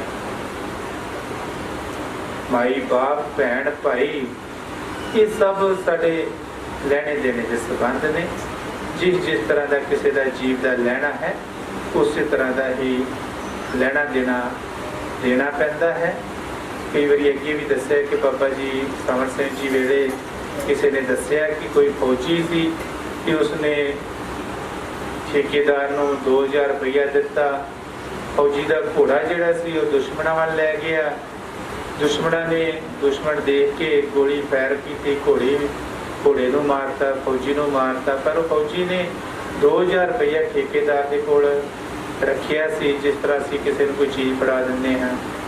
ਫੌਜੀਆਂ ਦੇ ਕਮਾਂਡਰ ਨੇ, ਫੌਜ ਨੇ ਉਹਦਾ ਲੇਖਾ ਜੋਖਾ ਕਰਕੇ ਉਹਦੇ ਘਰਦਿਆਂ ਨੂੰ ਦੇ ਦਿੱਤਾ, ਲੇਕਿਨ ਜਿਹੜਾ 2000 ਰੁਪਇਆ ਠੇਕੇਦਾਰ ਦੇ ਕੋਲ ਸੀ ਉਹ ਕਿਸੇ ਵੀ ਹਿਸਾਬ 'ਚ ਨਹੀਂ ਆਇਆ। ਠੇਕੇਦਾਰ ਦਾ ਠੇਕਾ 2 ਸਾਲ ਬਾਅਦ ਖਤਮ ਹੋ ਗਿਆ। ਉਹ ਆਪਣੇ ਘਰ ਆ ਗਿਆ, ਉਹਨੇ ਸ਼ਾਦੀ ਕਰਾ ਲਈ ਤੇ ਉਹਦੇ ਘਰ ਬੇਟਾ ਪੈਦਾ ਹੋਇਆ। ਬੇਟਾ ਜਵਾਨ ਹੋਇਆ ਤੇ ਉਹਦੀ ਸ਼ਾਦੀ ਕੀਤੀ, ਉਹ ਬਿਮਾਰ ਪੈ ਗਿਆ। ਇੰਨਾ ਇਲਾਜ ਕਰਾਇਆ, ਕੋਈ ਵੀ ਹਨੀਮ ਹਕੀਮ ਡਾਕਟਰ ਨਹੀਂ ਛੱਡਿਆ। ਸਾਰਿਆਂ ਦੇ ਕੋਲੋਂ ਦਵਾਈ ਪਰ ਉਸ ਨੂੰ ਆਰਾਮ ਨਹੀਂ ਆਇਆ। ਲਾਸਟ ਇੱਕ ਫਾਂਡਾ ਕਰਨ ਵਾਲਾ ਸੀ ਕਿ ਉਸ ਨੂੰ ਉਸ ਠੇਕੇਦਾਰ ਨੇ ਕਿਹਾ ਕਿ ਮੇਰਾ ਬੇਟਾ ਜਿਹੜਾ ਹੈ ਬੜਾ ਬਿਮਾਰ ਹੈ, ਉਸ ਨੂੰ ਕਿਸੇ ਵੀ ਦਵਾਈ ਦਾਰੂ ਦੇ ਨਾਲ ਆਰਾਮ ਨਹੀਂ ਆਉਂਦਾ, ਫਰਕ ਨਹੀਂ ਪੈਂਦਾ। ਤੇ ਸਾਡੇ ਅਜੇ ਵੀ ਲੋਕਾਂ ਦੀ ਧਾਰਨਾ ਹੈ ਕਿ ਜੇ ਦਵਾਈ ਦਾਰੂ ਨਾਲ ਨਹੀਂ ਕਿਸੇ ਨੂੰ ਆਰਾਮ ਆਉਂਦਾ ਤੇ ਕਿਸੇ ਕੋਲੋਂ ਝਾੜਾ ਫਾਂਡਾ ਕਰਨ ਵਾਲੇ ਦੇ ਕੋਲ ਜਾ ਕੇ ਹੱਥ ਹੌਲਾ ਕਰਾਓ, ਕਿਤੇ ਕੋਈ ਛਾਇਆ ਦਾ ਕਸੂਰ ਨਾ ਹੋਵੇ। ਤੇ ਉਹ ਇਸ ਤਰ੍ਹਾਂ ਉਹਨੇ ਦਮ ਕਹਿਣਾ ਜਾਂ ਫਾਂਡਾ ਕਰਨਾ ਜਾਂ ਉਹ ਝਾੜੂ ਕਰਨਾ, ਉਹਨੇ ਕਿਹਾ ਕਿ ਮੈਂ ਹੁਣੇ ਇਹਨੂੰ ਠੀਕ ਕਰ ਦਿੰਦਾ। ਕਿਉਂਕਿ ਹਰੇਕ ਡਾਕਟਰ, ਹਰੇਕ ਵੈਦ ਹਕੀਮ ਤੇ ਕਹਿੰਦਾ ਕਿ ਮੇਰੀ ਦਵਾਈ ਦੇ ਨਾਲ ਅਰਮਾਨ ਆ ਜਾਊਗਾ। ਇਹ ਦੁਨੀਆ ਦੇ ਵਿੱਚ ਜਿੰਨੇ ਵੀ ਗੁਰੂ ਪੀਰ ਬਣੇ ਨੇ ਸਾਰੇ ਕਹਿੰਦੇ ਕਿ ਮੈਂ ਹੀ ਸਭ ਤੋਂ ਉੱਚਾ ਹੈ, ਲੇਕਿਨ ਪਰਖ ਤੇ ਅਸੀਂ ਕਰਨੀ ਹੈ। ਆਪਣੇ ਆਪ ਤੋਂ ਜਿਹੜਾ ਮਰਜ਼ੀ ਵੀ ਚੰਗਾ ਕਹਿੰਦਾ ਰਹੇ, ਲੇਕਿਨ ਚੰਗਾ ਤੇ ਉਹੀ ਹੋਣਾ ਜੋ ਅਮਲਾਂ ਤੇ ਨਬੇੜੇ ਕਰੇਗਾ। ਜਦੋਂ ਫਾਂਡਾ ਕੀਤਾ ਤੇ ਉਸ ਠੇਕੇਦਾਰ ਦੀ ਜੇਬ ਦੇ 2.5 ਰੁਪਏ ਸਨ, ਉਸਨੇ ਉਸ ਨੂੰ ਦੇ ਦਿੱਤੇ ਤੇ ਮੁੰਡਾ ਹੱਸਿਆ ਜਿਹੜਾ ਬਿਮਾਰ ਸੀ। ਫਾਂਡਾ ਕਰਨ ਵਾਲੇ ਨੇ, ਦਮ ਕਰਨ ਵਾਲੇ ਨੇ, ਝਾੜੂ ਕਰਨ ਵਾਲੇ ਨੇ ਕਿਹਾ, ਦੇਖਿਆ ਮੈਂ ਇੱਕ ਫਾਂਡਾ ਕੀਤਾ ਹੈ, ਇਹਦੇ ਚਿਹਰੇ ਤੇ ਰੌਣਕ ਆ ਗਈ ਹੈ, ਹਾਸੀ ਆ ਗਈ ਹੈ। ਇੱਕ ਮੈਂ ਫਾਂਡਾ ਹੋਰ ਕੀਤਾ ਤੇ ਇਹਨੇ ਬਿਲਕੁਲ ਠੀਕ ਹੋ ਜਾਣਾ।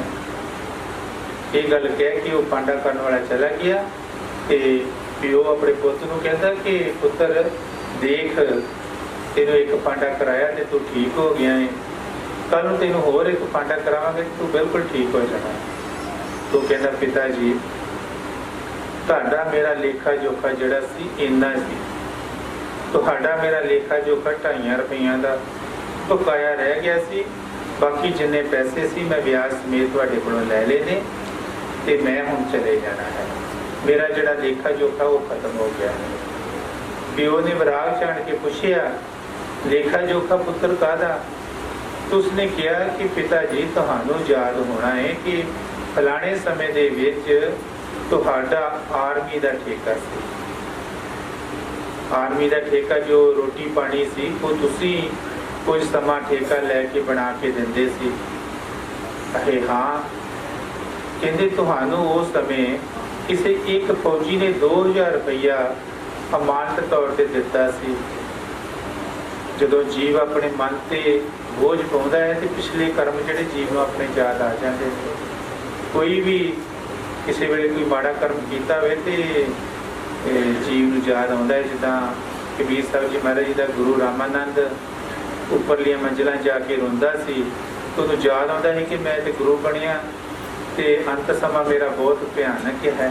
भयानक की कि उहनूं मार के ते गली गली दे विच घसीटिया जाना सी। ये उहनूं डर सी, उहने कोई कर्म पिछे कीता सी। साखी बड़ी लंबी है लेकिन उहनूं ये रोण आउंदा सी। ते कबीर साहब जी महाराज अंतरजामी वो कहंदे कि तुसीं रोंदे क्यों? उन्होंने कहा कि जे तेनूं मेरे रोण दा पता तो ये भी पता होना भी मैं रोंदा क्यों? कहंदे हाँ। कहंदे जे पता है तो इलाज कर लो। फिर कबीर साहब जी महाराज जी ने जिन्हें उस रामानंद गुरु नूं घसीटना सी वो जानवर तो वजीर बनिया सी किसी राजे का ते वो चढ़ाई करके आया। उहदे दरवाजे दे गाड़ी 12 साल यही मंगिया कि मेरे गुरु की घसीट जिहड़ी माफ मौत का बदला मौत। उन्हें कहा चलो ठीक है। 12 साल बाद कबीर साहब जी महाराज ने उसकी माफी मंगाई। इस तरीके नाल जदों जीव नूं अपना कर्म याद आउंदा है तो पता लग जाता है। उसनूं भी चेता आ गया कि हाँ मैं 2000 रुपया लिया सी पर वो बंदा मर गया सी तो मैं पैसे किनूं दिंदा?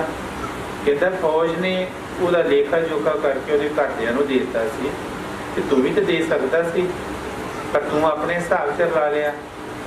इसलिए मैं उही फौजी हाँ, तेरे कोलों मैं वो लेखा जोखा लैण वास्ते आया। तेरा मेरा लेखा जोखा मुक गया है, हुण मैं चले जाना है। पिता कहता जी तू वो फौजी है ते तू तेनू पता सी मैं अपना प्यो को लेखा जोखा लैण वास्ते पुत बन के आया है ते तू विआह ना कराउंदा? इनू क्यों बगानी धी नूं तू सारी उम्र लई रोना पल्ले पा के छड्ड चलिया है? ते उस फौजी ने उस लड़के ने बीमार ने कहा पिता जी ये वो घोड़ी है जिहड़ी मैनू बेलगामा होके दुश्मन दे घर लै गई। मैं उत्ते रोंदा रहा करलाउंदा रहा इनू मोड़दा रहा लेकिन इन्हें मेरी एक नहीं सुनी। मैनू रोंदे करलाउंदे नूं ही दुश्मनां दे घर लै गई ते दुश्मनां ने मैनू गोलियां नाल विंध के मार दिता है। जिस तरह मैं इहदे ते रोंदा रहा ये भी हुण मेरे तो बाद च इस तरह ही रोवे ते करला ले। ये जिन्ने भी धीआं पुत्तर भैण भाई ने जे जिस तरह का साडा लेखा जोखा हुंदा है उसी तरह का ही लेखा जोखा लैण वास्ते कोई धी बन जाता, कोई पुत बन जाता, कोई बकरा बन जाता, कोई सदना बन जाता। इस तरीके दे नाल 84 लाख जीआ जून दे विच साडे लेखे जोखे मुकाउण वास्ते ही सानू ये जन्म लैणे पैंदे हैं। इस दुनिया दे विच ना किसी का कोई माई है, ना कोई बाप है, ना कोई धी है, ना पुत है। सिर्फ ते सिर्फ लेखा जोखा लैना देना मुकाउण दे वास्ते ही साडे नाते बनते हैं। जे ज़्यादा कोई लेखा जोखा है तो धी बन के आ जाता है, थोड़ा है तो पुत बन के आ जाता है। इस तरीके दे नाल असीं अपने लैणे देने मुकाउण वास्ते ही कदी ओहदे बेटे कदी ओहदा बेटा ते कदी ओहदा बेटा बन के इस दुनिया दे विच आउंदा जांदा रहिंदा है। इसलिए महाराज फरमाउंदे ने कबीर साहब जी शब्द समाप्त करते हुए कि ऐ इंसान तू एक उस हरी नूं ध्या, ਉਹਦੇ ਧਿਆਉਣ ਦੇ ਨਾਲ तेरा ਜਿਹੜਾ है लेखा जोखा है जन्मां जन्मां दा वो मुक जाएगा और तेनू मोक्ष मिल जाएगी। 84 लाख जिया जीवन तो तू निजात पा जाएगा। हाँ जी। कबीरा नारद कैसे ही त्यागो बाबा रे संसार सोई मेल मिलाए ਜਿੰਨਾ ਮਿਲਿਆ ਤੇਰਾ ਨਾਮ ਚਿਤ ਆਵੇ, ਨਾਨਕ ਨਾਮ ਚੜ੍ਹਦੀ ਕਲਾ, ਤੇਰੇ ਬਾਣੇ ਸਰਬੱਤ ਦਾ ਭਲਾ। ਰਾਧਾਸ।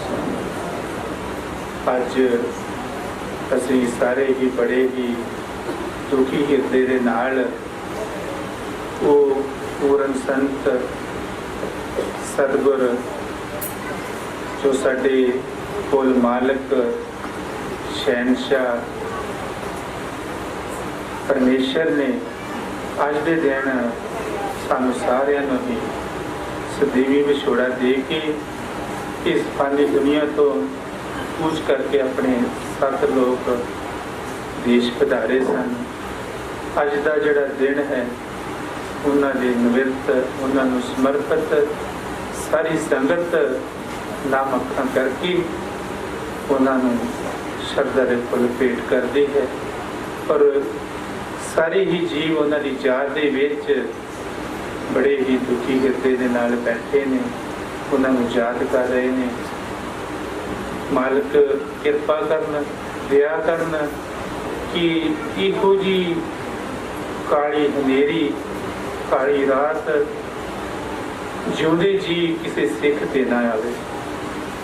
ਸਤਿਗੁਰ ਕਿਰਪਾ ਕਰਨ, ਦਇਆ ਕਰਨ ਕਿ ਜੋ ਸਤਿਗੁਰ ਸਾਨੂੰ ਉਪਦੇਸ਼ ਦੇ ਕੇ ਗਏ ਨੇ, ਸਾਡੇ ਤੇ ਨਾਮ ਦੀ ਛਾਪ ਲਾ ਕੇ ਗਏ ਨੇ,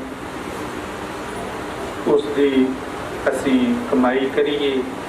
ਔਰ ਸਤਿਗੁਰ ਕਈ ਵਾਰ ਆਪਣੇ ਪਵਿੱਤਰ ਸਤਸੰਗ ਵਿੱਚ ਫਰਮਾਉਂਦੇ ਹੁੰਦੇ ਸਨ ਕਿ ਸੋਨਾ ਖਾਏ ਨਾ ਲੱਗੀ, ਲੋਹਾ ਪੁਣ ਨਾ ਖਾਏ, ਬੁਰਾ ਭਲਾ ਗੁਰ ਭਗਤ ਕਬੂ ਨਰਕ ਨਾ ਜਾਏ। ਜਿਨ੍ਹਾਂ ਜਿਨ੍ਹਾਂ ਜੀਵਾਂ ਨੇ ਸਤਿਗੁਰ ਦੇ ਕੋਲੋਂ ਨਾਮਦਾਨ ਦੀ ਦੀਕਸ਼ਾ ਪ੍ਰਾਪਤ ਕੀਤੀ ਹੈ, ਉਹ ਸਾਡੇ ਸਿਰ ਦੇ ਸਾਹਿਬ ਨੇ। ਸਾਡਾ ਉਹਨਾਂ ਨੂੰ ਵੀ ਕੋਟੀ ਕੋਟੀ ਪ੍ਰਣਾਮ ਕਿ ਜਿਨ੍ਹਾਂ ਨੇ ਐਸੇ ਸਮਰੱਥ ਪੁਰਸ਼ਾਂ ਦੀ ਸੰਗਤ ਕੀਤੀ ਹੈ। ਮਹਾਰਾਜ ਜੀ ਕਿਰਪਾ ਹੀ ਕਰਨ, ਜੋ ਜੋ ਜੀਵ ਉਹਨਾਂ ਦੇ ਇਸ ਦਿਹਾੜੇ ਤੇ ਜੀਵ ਪਹੁੰਚੇ ਨੇ, ਜੋ ਜੋ ਆਸ਼ਾ ਭਾਵਨਾ, ਜਿਸ ਆਸ਼ਾ ਭਾਵਨਾ ਦੇ ਨਾਲ ਸਾਧ ਸੰਗਤ ਨੇ ਸੇਵਾ ਕੀਤੀ ਹੈ, ਸਤਿਗੁਰ ਆਪ ਸਹਾਈ ਹੋ ਕੇ ਉਹਨਾਂ ਦੀਆਂ ਮਨੋਕਾਮਨਾ ਪੂਰੀਆਂ ਕਰਨ। ਸਾਰਿਆਂ ਨੂੰ ਸਤਿਗੁਰ ਦਾ ਬਹੁਤ ਬਹੁਤ ਪਿਆਰ। ਰਾਧਾ।